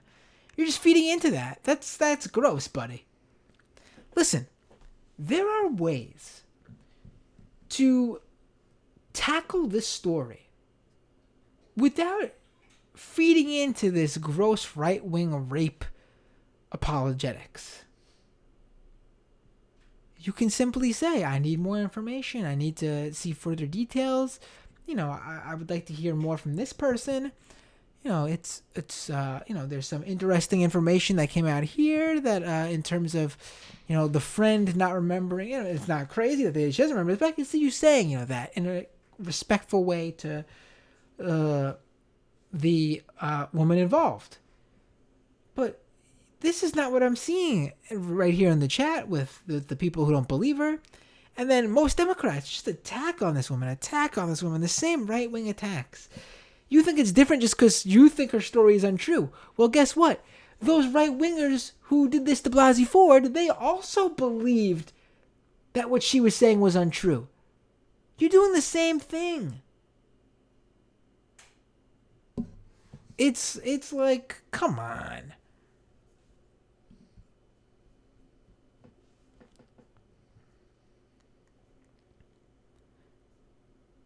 You can approach this story without being an asshole. You can read what's been put out there and think to yourself, if this was written about someone who had accusations against someone I did not like, I would be complaining about how this is being covered. Because there was the same gross type of shit out there for Blasey Ford. Do you remember the person who tried to recreate the map of her neighborhood and the house where the party was in and tried to map out the timeline to prove she couldn't have been in the room with Kavanaugh or some shit like that? I don't remember exactly what it was, but that was the gist of it. You remember how gross you thought that was? This is that. The idea that you would approach someone's life. Tara Reade could be the ultimate scammer. She could have fucked over every landlord who, of course, all these landlords in the story acting in good faith, not slumlords, not bad people, not terrible landlords, just, stand-up people. The few good landlords, that's all Tara Reade ever rented from. All this could be true about her. And at the same time, she still could be assaulted. It's not pertinent to this information. I mean, what's like, okay, you believe she's a liar completely from her past. Okay, there's literally like a old child's fable about this. You keep calling for help and then they come and it's all a joke and then it finally, something bad happens to you that really is true and then people don't believe you. That is, in your scenario where she's a liar, that is literally something that we've, there's a children's moral of a story from it.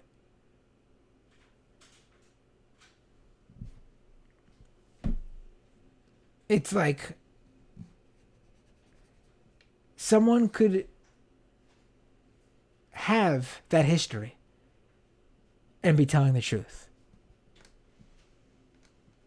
And I mean, there's just so much in this case that's it's just, I don't even, it just grosses me out to hear people talk about it like this. Wesley says Matt Lauer is even taking shots at Me Too and the accusations against him, and now Dem sacrificed it. Right. I saw that. Matt Lauer's questioning Me Too in a piece for Mediaite.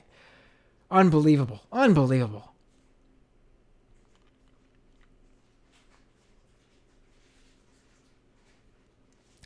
A-Dub says 100% Tara Reade will be Trump's guest at the debate. I mean, she's literally turned down right-wing interviews because she didn't want to feed into that. So, I mean, between now and then, who knows? But based on the information we have now, your speculation is off. She didn't go on Fox News. She didn't do the interviews with the Trump sycophants.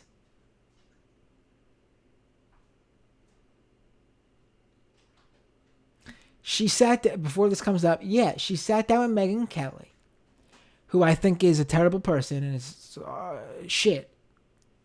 But for this particular story, I totally get it. Because Megyn Kelly literally left Fox News off of a sexual harassment case. And I can totally understand how someone in Tara Reade's position would feel most comfortable sitting down with someone who worked in news media, who understands where she's coming from, because they've dealt with this similar type scenario themselves.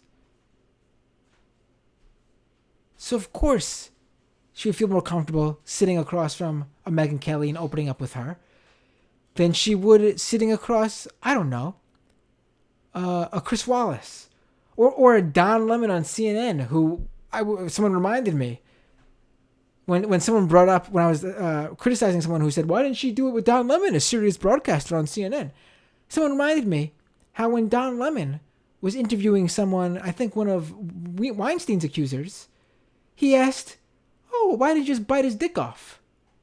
Yeah, that would make you feel really comfortable. You'd really want to open up to that guy, right? He really understands the situation and what happens to victims when they're in the moment and this is happening to them. Give me a break.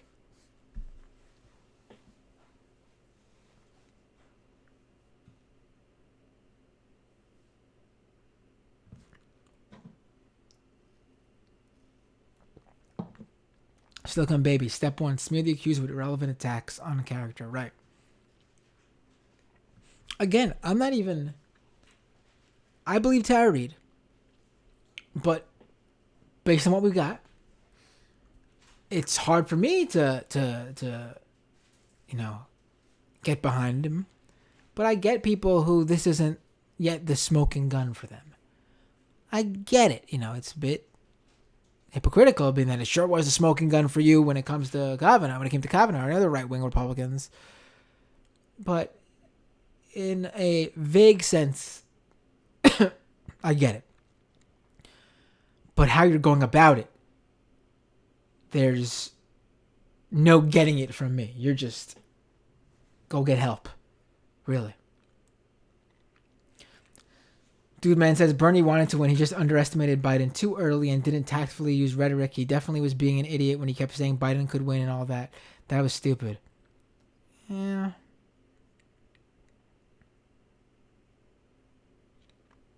A-Dub says they literally interviewed 74 people who knew Tara Reade and they all said she's a con artist. Yet there are people who corroborated that she told them about Biden decades ago. I mean, I don't know what your point is. She can be a con artist. A con artist can be raped. I don't understand what your point is here. She could murder someone, rob a bank, and make everyone drink poison after setting up a cult camp in another country and take out dozens of people. And she could still be raped. I mean, none of what you say.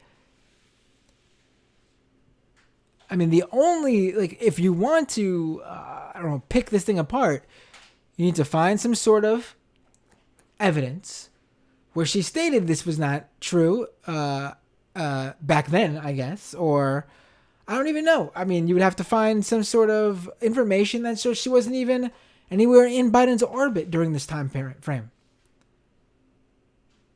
I mean, I don't even know what to say to you. Because clearly it doesn't matter to you because you're just so hung up on this. I mean, you're saying that Biden's the only one being smeared here. What are you talking about? This woman's getting attacked every day, death threats and everything. Biden has a whole infrastructure in place to protect him from all that. There's just some rando woman who has no help from anyone. He's the victim in this, please.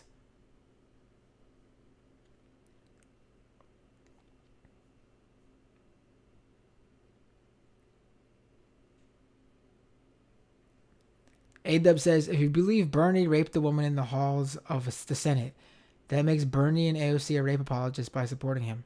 What? What does that even mean? Was there some sort of scenario I missed in the comments that I didn't get to? Because as far as I know, no one has ever accused Bernie of any of that. So I don't know what you're talking about. If Bernie was accused of this, and the details came out in the same way this did, I can assure you that I and many others would have no longer supported Bernie Sanders. The left would not want that in our movement. It's pretty simple. It's not that hard to understand. Maybe the left keeps losing because we have the moral high ground in many ways, and that contributes to us losing because we'll take the hit instead of compromising on those morals.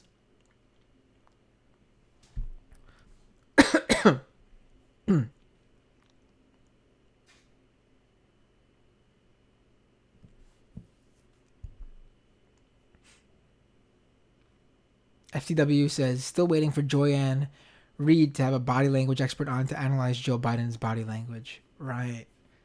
There was none of that, was there? Winter Snow says, Elizabeth Warren equals Karen.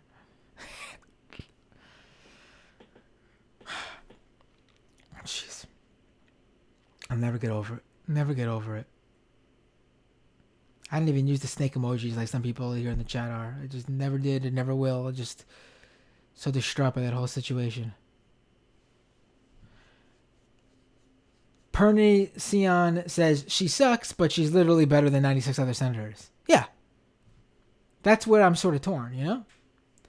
How such a big disappointment is still so much better than everybody else. Silicon Baby says, I love that Warren is endorsing crappy candidates down ballot. Right. She went for some centrist over a progressive in Illinois, right? And then she supported Nadler in New York over a progressive too. Unbelievable. But actually believable. A-Dub says, lefties know that Tara Reade is full of shit. I mean, I wish he was, because this is not fun for me. I mean, if you look at my Twitter account, I've not called for Biden to be replaced. I've not called for any of this stuff that you probably presume all leftists are calling for. I don't think I've ever mentioned it in the context of electoral politics. Other than for myself, it'd be hard. It's making it harder to decide who to vote for than it was in 2016, where it was easy to pick Hillary in the end. I have solely spoken about this in the context of how people like you and other Democrats have taken this and how they've approached this scenario in the situation and how disgusting it is. So I don't think she's full of shit. Even if this whole scenario ends up being, even if you get your way and there's some big unveiling that shows that he couldn't have done it and she was lying, then I still would have nothing to go back and delete, because my entire position on this has been on how you guys are treating someone who is accusing this guy. And again, you can question it without going full on right wing fascist and attacking her like the Trumps, the MAGA guys did to Blasey Ford. But you can't help yourself, because at the end of the day, I mean, you don't have the same respect for the situation as many people on the left seem to do. And, if you're a leftist who just is using this as a electoral type of ploy, then I don't have any respect for that either. But the people I've spoken to, that's not been the case. I mean, Jamie did a great segment on the Majority Report, I think it was last week or the week before, about the allegations. And if you listen to that and the emotion in which she was talking about it, and you think all she cared about was from an electoral perspective, then I guess you just are, I don't know, you're emotionless, because there's no way you watch that and think she just wants her only issue is to use this to get Biden to drop out.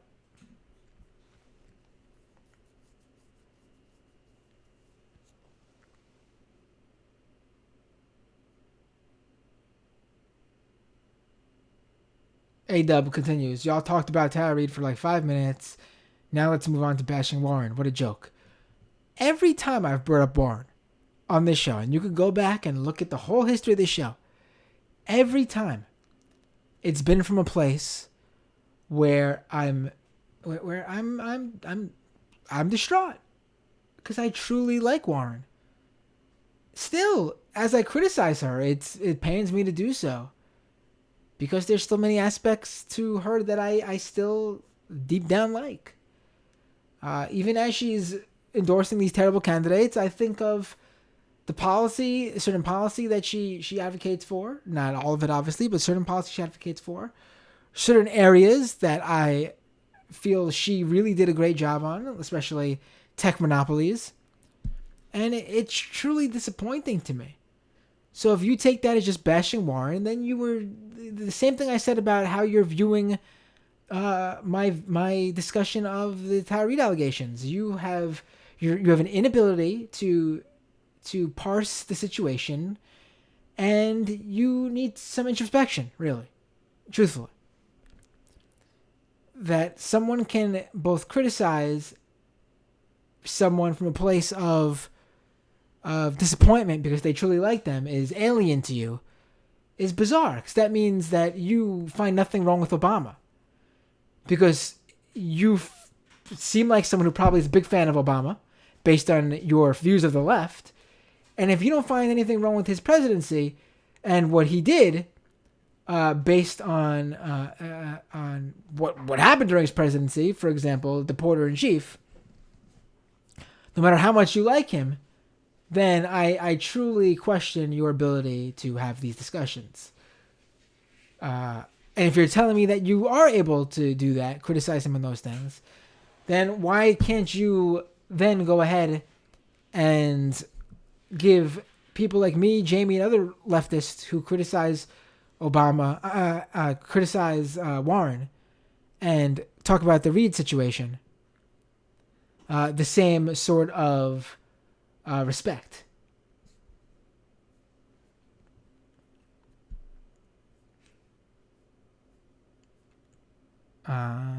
Let's go back to the comments here. I'm skipping through a bunch of these here from this scenario. A-Dub again. I voted for Bernie. That's nice. Well, continue shitting on the left, and that'll really help build out that movement that you're saying wasn't good enough, right? I mean, what a bizarre ideology you have.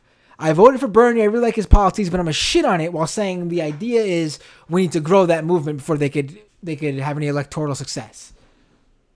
Because you're not even adding any constructive criticism here. You're just shitting on it.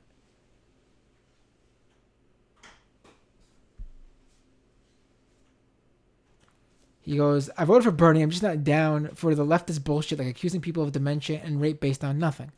There isn't. First of all, I've never accused Biden, of having dementia. You can look. I've never brought it up. Do I think there are some cognitive differences that have happened over time due to old age at the very least? I mean, it's clear from anyone who's watching.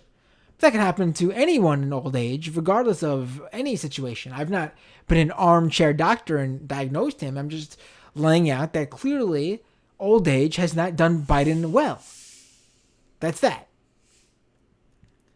Rape based on nothing is just untrue, being that there are allegations and people, third parties who have corroborated those allegations. It's not based on nothing. I mean, I think if this is your view of that not even, there's a lot here, but there's still some, oddities in this case that make me question it. That's one scenario that I can understand. But if you think this is based on nothing, then I really question where you come from. And I really question how you view these things, to be quite frank, to be honest with you. I mean, because there is a lot of anti-women sentiment on the blue van, no matter who people. A lot of weird, old school type thought process from people who vote in Democratic primaries because they registered Democrats. I can tell you that right now. And that's where I think you're falling in there. If just your own words here are something to base this on. So if you have a problem with me saying that about you, then maybe there's some look in the mirror and you need to understand what you're saying here.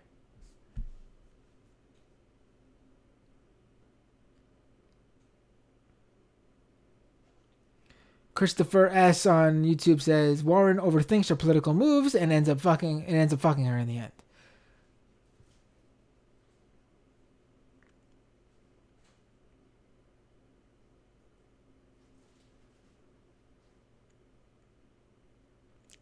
A-Dub is just being so... I'd rather have a movement that accomplishes things, not just pipe dreams. What movement are you part of that has accomplished nothing? And then what movement are you advocating for that has accomplished things?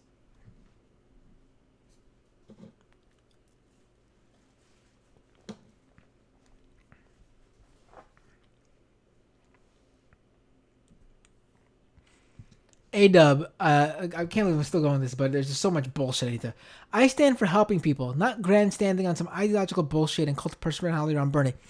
You are the cult of personality around anyone with a D next to their name, to be quite frank.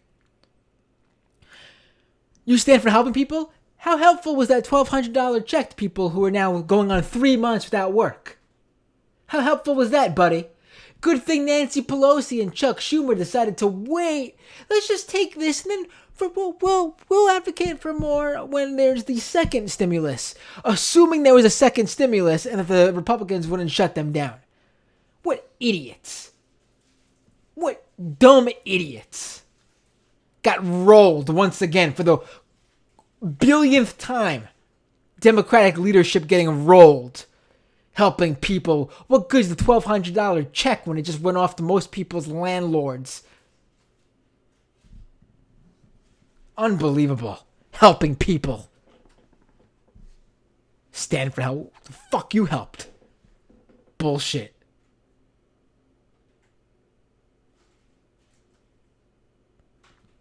The progressives. The progressive caucus. People who aren't even Bernie. Rep. J. Paul, for example, put forth some great legislation that was shot down by Pelosi because she stands for helping people, right?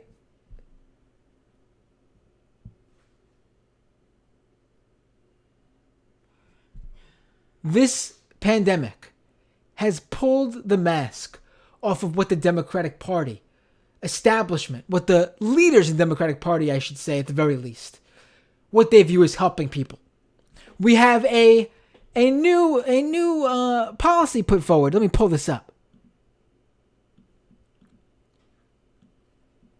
Helping people.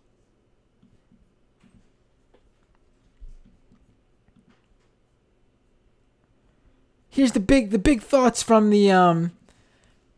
those Democrats who want to help people. Amy Klobuchar and Cory Booker have reached across the aisle,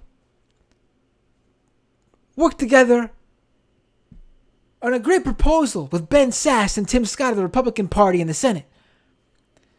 Bipartisan group of 4 senators being heralded by the Third Way for proposing $4,000 in refundable tax credits for skills training, apprenticeships, 2 to 4 year programs.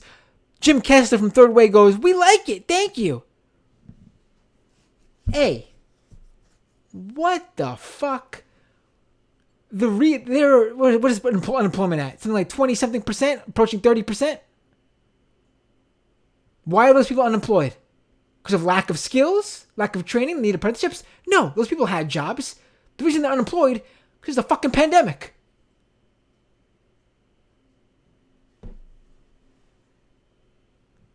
And then B, let's just roll with this. If those people were skilled in something else, maybe they'd have a work from home job or something like that, and they wouldn't be unemployed. First of all, obviously that's not the case for everyone, because there's still service jobs, medical care providers, jobs where you need to be working with other people. So that can't even be the scenario even for people who are highly educated and don't need any additional skills training. What are you telling doctors that they should work from home? Nurses, they should work from home? Get some training? Because they're not well trained enough to have a work from home position? But then B, people need help now.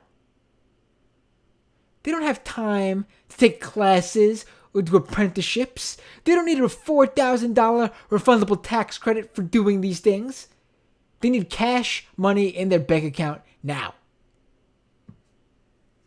But so glad, A-Dub, that you're for the party that stands for helping people, not grandstanding on some ideological bullshit.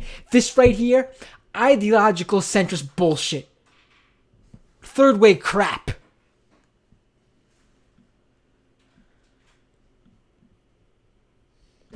People who are so blinded by the way how things were. So they got their cushy little positions in the Senate and in places of power in the party and in politics and in government, and get their money from big money donors, Wall Street, Cory Booker, Mr. Wall Street himself, Amy Klobuchar. Where did that go?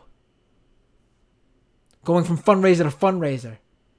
I mean, with little to no grassroots donations. Working with Ben Sass and Tim Scott to throw out tax credits for apprenticeships. What ideology is that, buddy? Is that the helping people ideology?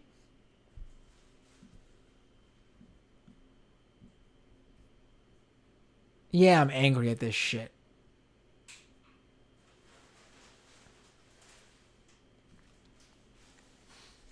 In the local community groups I'm in, I'm literally seeing all these different projects to get people food and basic necessities. Because people in Queens, one of the hardest hit places in the entire world, are struggling. And you're telling me the party that helps people, that's your ideology, right? Right. A report just came out today. My specific zip code.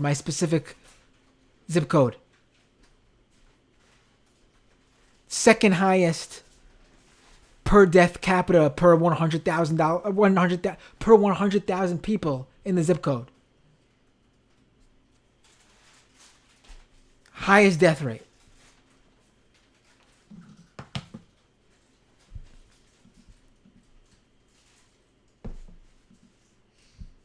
Local senior center in my zip code. I could walk there. Dozens of people dead from this.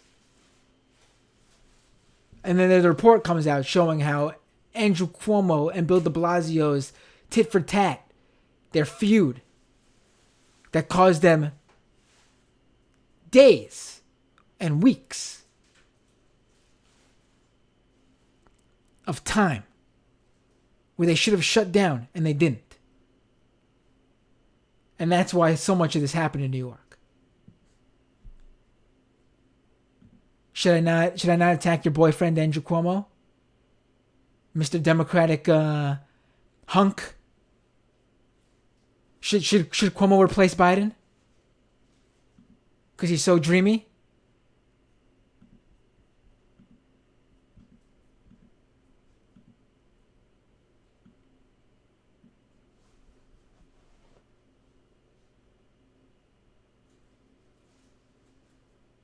Garbage.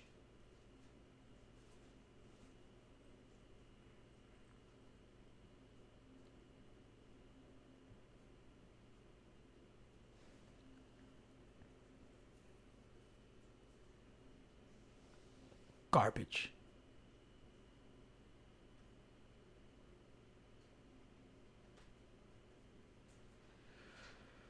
Take a deep breath. Yeah, this shit pisses me off.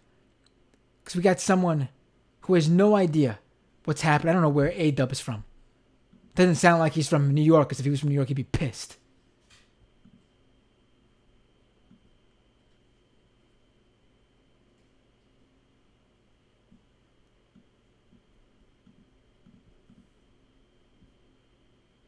Absolute failure from the Democratic Party. And yeah, the few shining stars have been from the left. People who have put out real proposals to help people. Bernie, AOC, Jay Paul, Rashida Tlaib, Ilhan Omar. I think Presley put out great proposals too, especially to help incarcerated people. I think I saw her put out. Where's the Democrats on that?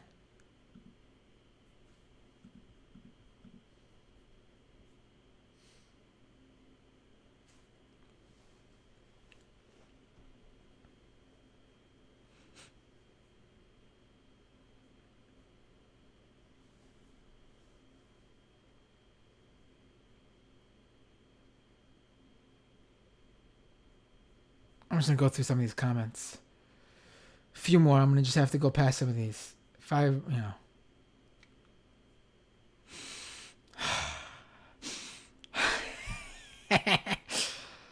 right, let me take this Misha comment from before, because I need this. Goth Queen Jamie. Right, and then Renee. Matapakos is showing his punk anarchism earlier. Right.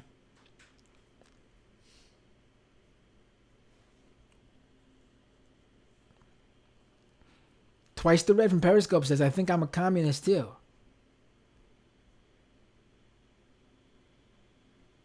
Puma says, Jamie's the best. Puma also says, I'll subscribe when I get paid next Friday. Wow, thank you, Puma. I appreciate that. We're really close to hitting it. In fact, I think we are one Patreon subscriber away from hitting it now. Hitting the goal. I'm ecstatic. Watch, we're going to lose a few now. That's what happens every time. Dude Man said, I said Sam should have you on regularly at least once a week. Thank you, Dude Man. Zoe, that was a great episode. Thank you. Golfer says, Jamie's an awesome guest. Keep having her back. Yeah, definitely. I thought Jamie was great. We had a great conversation.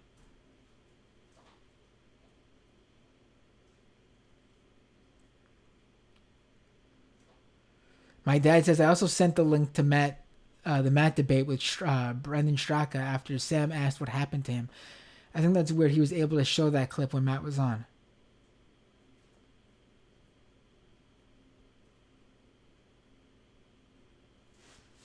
Oh, I forgot to mention the super chats this whole time. Crap. Let me get to the super chats. I gotta read those first. I'm so sorry, guys. My bad. Oh, I feel terrible. Oh, God. There are a lot of super chats, too. 1 second. I'm so sorry. Yeah, there's a separate window for them in this program I use. They don't show up for some reason. Jeez. $47 in super chat revenue. That's a record for an episode. Wow, guys. Thank you so much. Hot mustard gas. For me, it's all about harm reduction. I get why people wouldn't want to vote for Biden, though. This primary has shown that us progressives have a lot of work to do when it comes to building real infrastructure to get progressives in office. That was 2 separate comments, $5 each. Thank you, buddy. Dude Man with the $2 super chat. Have Jamie on more. This was amazing, Matt. Thank you. And then with the $5 super chat. Also, after the last show, I totally sent an email to Sam to urge he brings you on. I was happy you were on again, though. Do it more, man. Thanks. And then another $5 super chat from Dude Man. It's the media. The mainstream media keeps us from winning. If so many older people have watched legit news sources, they wouldn't vote from fear of the other. And then Dude Man with another $5 super chat. Matt, you're so respectful. You are being so kind to a dub person. I wish I had your temperament. You're a great public figure. Well, thank you. But this might have been before I went off on him, maybe. Hold on. There's more super chats. I need to open up this second window. 1 second. 1 second here. This super chat situation YouTube needs a better way of doing this. Because it's not working with this program I use. And I have to jump to a new screen. I'll figure out a good way to do it, though. Maybe I'll just have this window open the whole time. And then Hot Mustard Gas again, another $5 super chat. My problem with Biden is that this isn't the first time he's had women make allegations against him. This is all too familiar. Right. That's part of it as well, obviously. Right.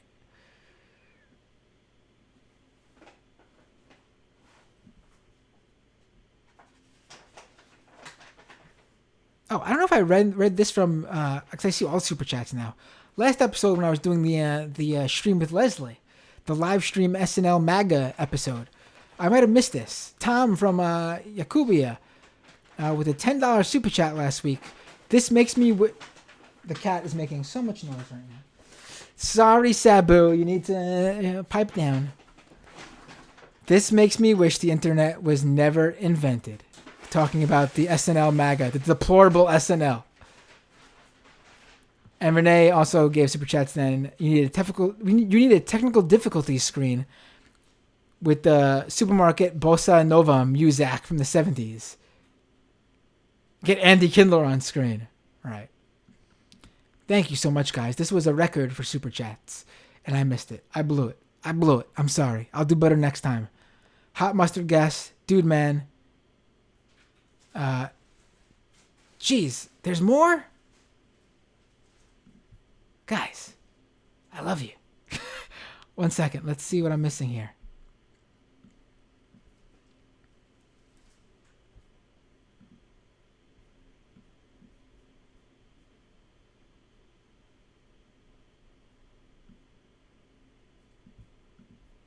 It's not showing up, Renee. I don't see your latest one showing up. I see you pop up, but I can't get it. I'll see if it works in a minute.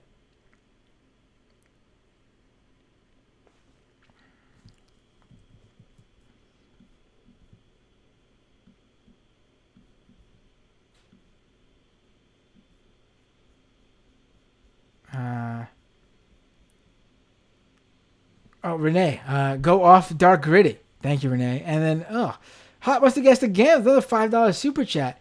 Dude, don't let these neolibs get to you. You're a good dude. The Democratic Party has brainwashed so many people. You know, it's not even so much that it got to me because, like, he was annoying me. It's like I'm seeing the situation on the ground here. And these arguments bothered me when so many people were struggling in normal, quote-unquote, life before all this. But I'm seeing what's going on here in Queens, in a zip code that's next to the epicenter of the United States, and a zip code that has been one of the hardest hit itself. And it's you don't know what you're talking about. You're defending a party who screwed up. They screwed up. Does this give a pass to the Republicans? No, obviously. The Republicans, fuck them. They'll never get my vote. I'm not screaming at the Republicans because I scream at them all the time. The Democrats are the party that gets my vote. They're supposed to be on our side. And they blew it for their people, the people who vote for them. People in my community don't vote for Republicans. They vote for Democrats. And the Democrats didn't step up for them.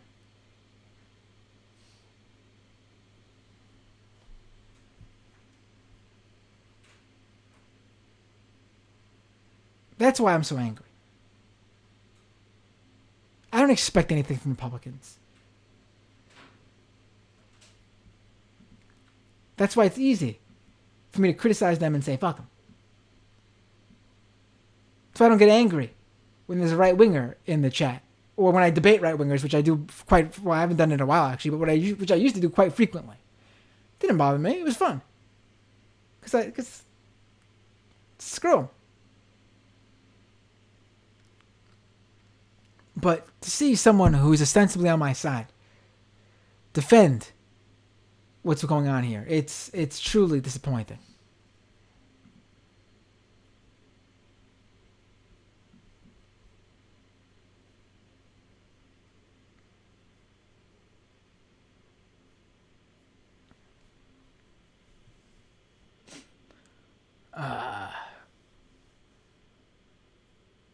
Thank you guys for letting me know about the super chats. I blew it. But thank you. I appreciate it, and I'll do better with it. I did read them, but I'll do better with it next time. The Freepy. Do you have any stuff like the MAGA, SNL, QAnon doc watch parties planned for the near future? On the docket, yes. Planned with a specific date? No. But I know people are really enjoying them. And I've had people actually reach out and say, listen, this is how you grow your show because I'm enjoying this a lot, and I think other people really are too. I am very receptive to what you're saying because I see it. They've been some of the most popular live stream episodes I've done. The issue is copyright, which I've been, lucky for. What I'm thinking is maybe this. With newsworthy clips, like, clips from CNN, Fox News, social media stuff that, elected officials put up, all that sort of stuff. That's more open to use because it's fair use, because it's newsworthy and I'm criticizing it and discussing it and critiquing it. Maybe whenever you see something, if you would send it to me and I pull it, and then maybe we just don't do movies. I think I mentioned this earlier. We do like a week in review or a bi-weekly in review, what just happened. And we go through all these. I watch these clips with someone and we riff on them, we rag on them. That could be a lot of fun. And I'll still do the movies, but obviously the movies are don't know, the material's not always there. But yeah, of course I'll do more of those. And I'll let you know when I'm doing them.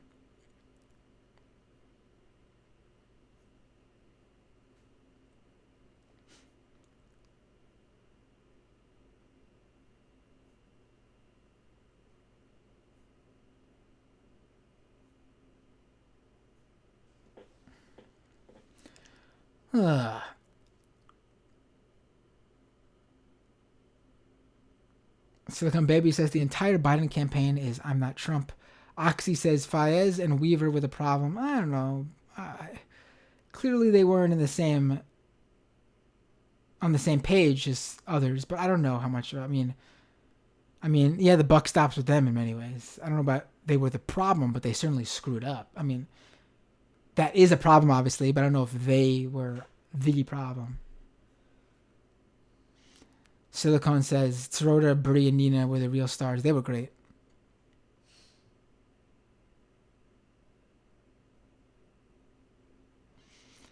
Pernician says Biden and Obama threw kids in cages. Sure. However, they didn't separate families at the border by policy. Wow. Yeah. It's a very specific thing that makes them better than Trump, but I mean, it's another conversation where 100 deaths or 99 deaths. Obviously, you pick 99 deaths, but 99 people are still dying.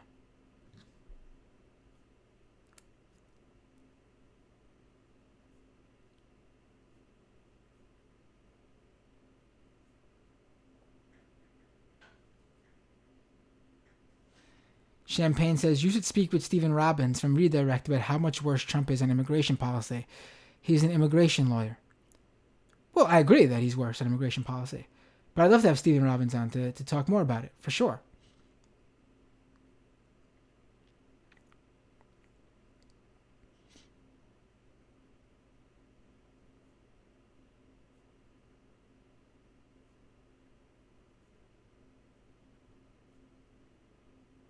Dorian says, I'm late for Doom. Damn, I'm just about to wrap up, buddy. You really missed...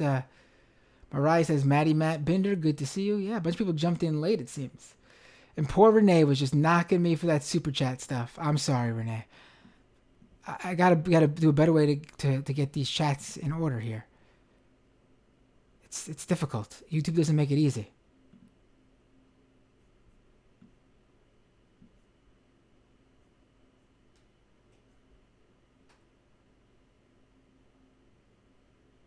Mariah with a super chat. Matt Binder, love you, dude. You are a real one. Take care of yourself. Thanks for all the work you do. Thanks, Mariah. I really appreciate the super chat.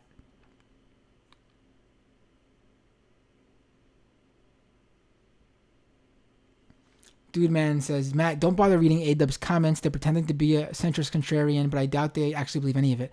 This person tweets me all the time on Twitter. If he's faking it, then it's a long con, man. And it's been over the years. This guy's had the same sort of ideological position.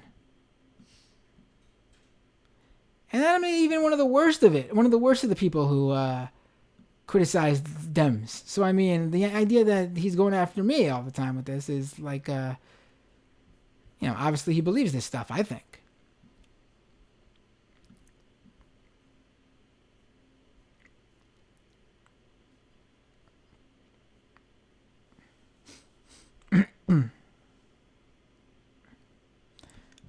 Free Peace says, if Tara Reade had a history of falsely accusing people of crimes against her, that'd be more relevant.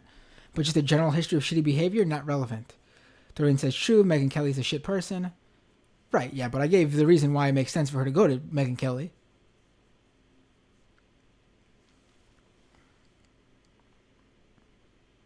Umar says, Don Lemon is an absolute lemon.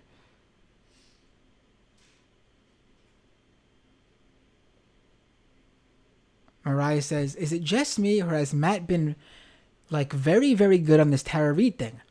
Like, perfect balance of journalism and allyship and not being a douche. Why, thank you, Mariah. That means a lot to me. Because I think it is it's a hard thing to cover. When you say journalism, I would say, more punditry. Because I haven't done any reporting on this in terms of diving into this to find out myself. But, I guess reporting and covering it for you guys, yes. But I would say, it's a difficult thing to cover when it's, at least this is a hard situation. And to me, it's very clear where you stand, even if you have questions about it. And you could even do that without attacking Joe Biden if you don't want to attack Joe Biden because you're set on voting for him. I mean, it's basic.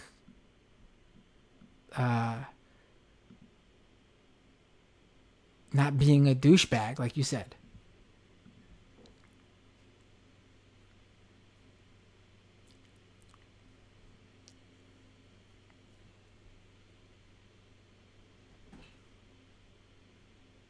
I got another contrarian in the chat. Atheist Awesome from Periscope.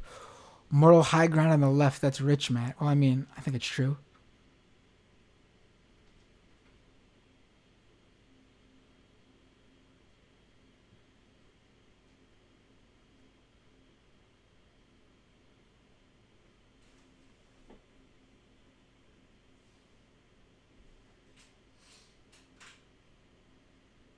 Silicone says, if Bernie got accused, there would probably be people attacking her the same way.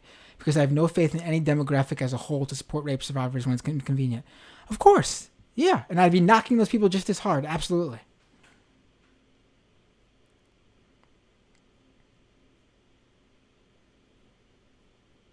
It's disappointing to see people who are supposed to be your allies doing this sort of shit.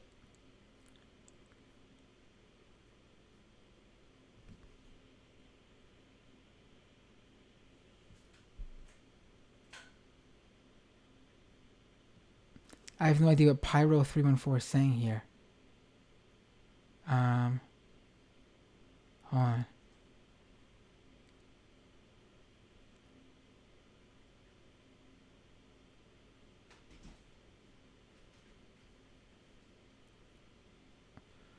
Daily Coast, it's hard to watch. Look at Daily Coast, it's hard to watch. Oh, Daily Coast is horrible. Pyro.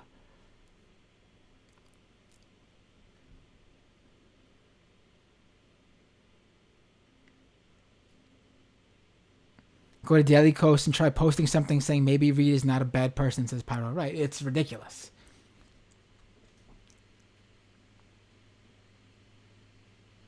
Renee says she's the secret co-host of the Surfs. Who is the secret co-host of the Surfs?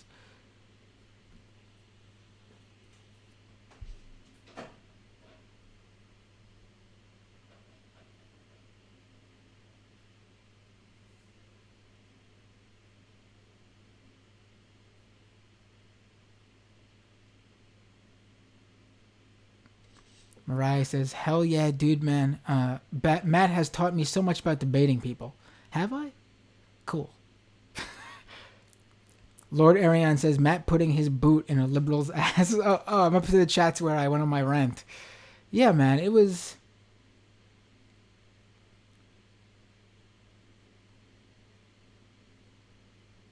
Lord Ariane says, this is fucking garbage. We don't need skills training. We need cash, right? Dorian, this is perfect, man. Dorian, I love this. It's learn to code in legislative form. Right. I'm gonna tweet that. That's great, Dorian. Brian says, Brinder going off. I love it. Why, thank you. Free P says, I feel like reading all the comments to every stream like Matt does would make me depressed after doing it for 2 days. I mean, I don't read all of them anymore. It's getting harder to even read as many as I do.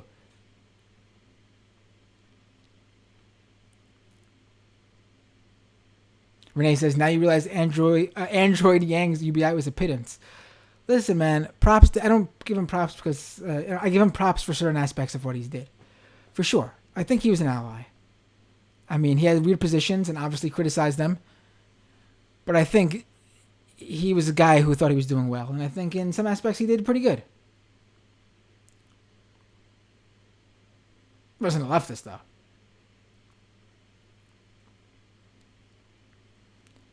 Renee says, to be honest, Cuomo is at least more focused and cognizant than Biden. Renee says, New York, more like New Orleans. Right. Wow. All right.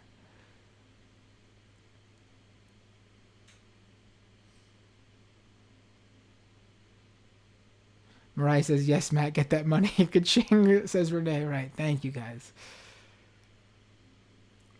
Hopefully it gets me subscribers, too, to Patreon and to the YouTube channel.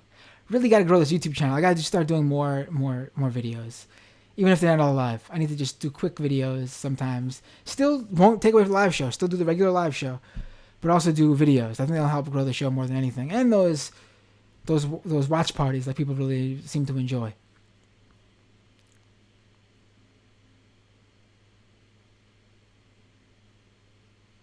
Namdinet says, it's just like Malcolm X said. Conservatives are the wolves. Liberals are the foxes. Both are predators. One is just devious about it. Cuomo is trying to prove that right by trying to cut Medicaid during a pandemic. Dude Man says, this was a great stream, Matt. I really appreciate it. Also, I should probably just become a patron. If I'm doing this many super chats, I didn't realize how many I did. I appreciate both, though. And listen, the super chats really do help. Because I think it shows people who are in the stream that, hey, this is a lively stream, jump in. And I think, this has been one of the biggest non-watch party streams that we've done. And the super chats definitely help with that. So they definitely both help in different ways. I appreciate it.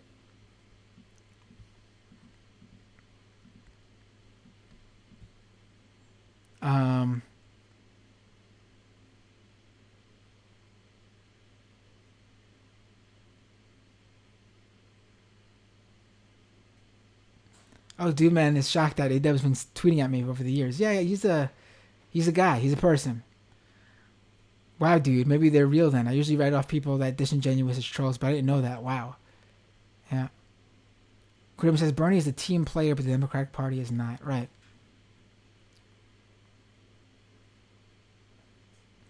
Axie says, the TMBS Discord does journalism. We found the CNN transcript that legitimized the Tara Reade story. Oh, that was you guys? I didn't know that. Jimmy says, Trump 2020. Okay, Jimmy. And also, he's on Periscope, by the way. Do you think Corona is aim for government control? No. There's failures that from government that make people think what you're thinking. But are they actually doing that? No.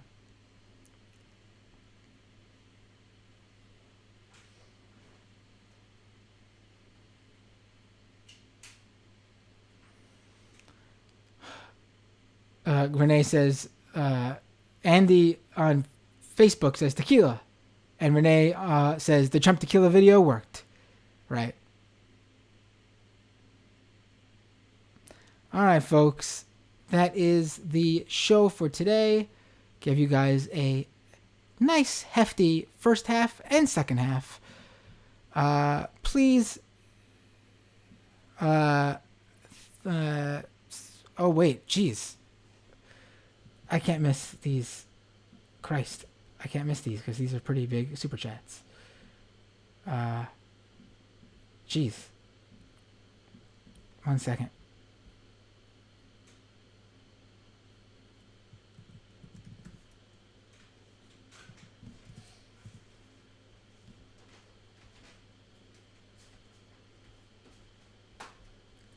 I'm not getting the super chats for some reason until I see them pop up in a second screen.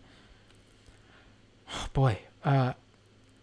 Big Olemio with a $25 super chat. I'm going to get a soundboard so I could give you guys noises here for truly my thanks. Great show tonight. Centrist neoliberal Democrats are the real betrayers of the Democratic Party to the hands of capital and in contradiction to its traditional labor constituency. Thank you so much, Big.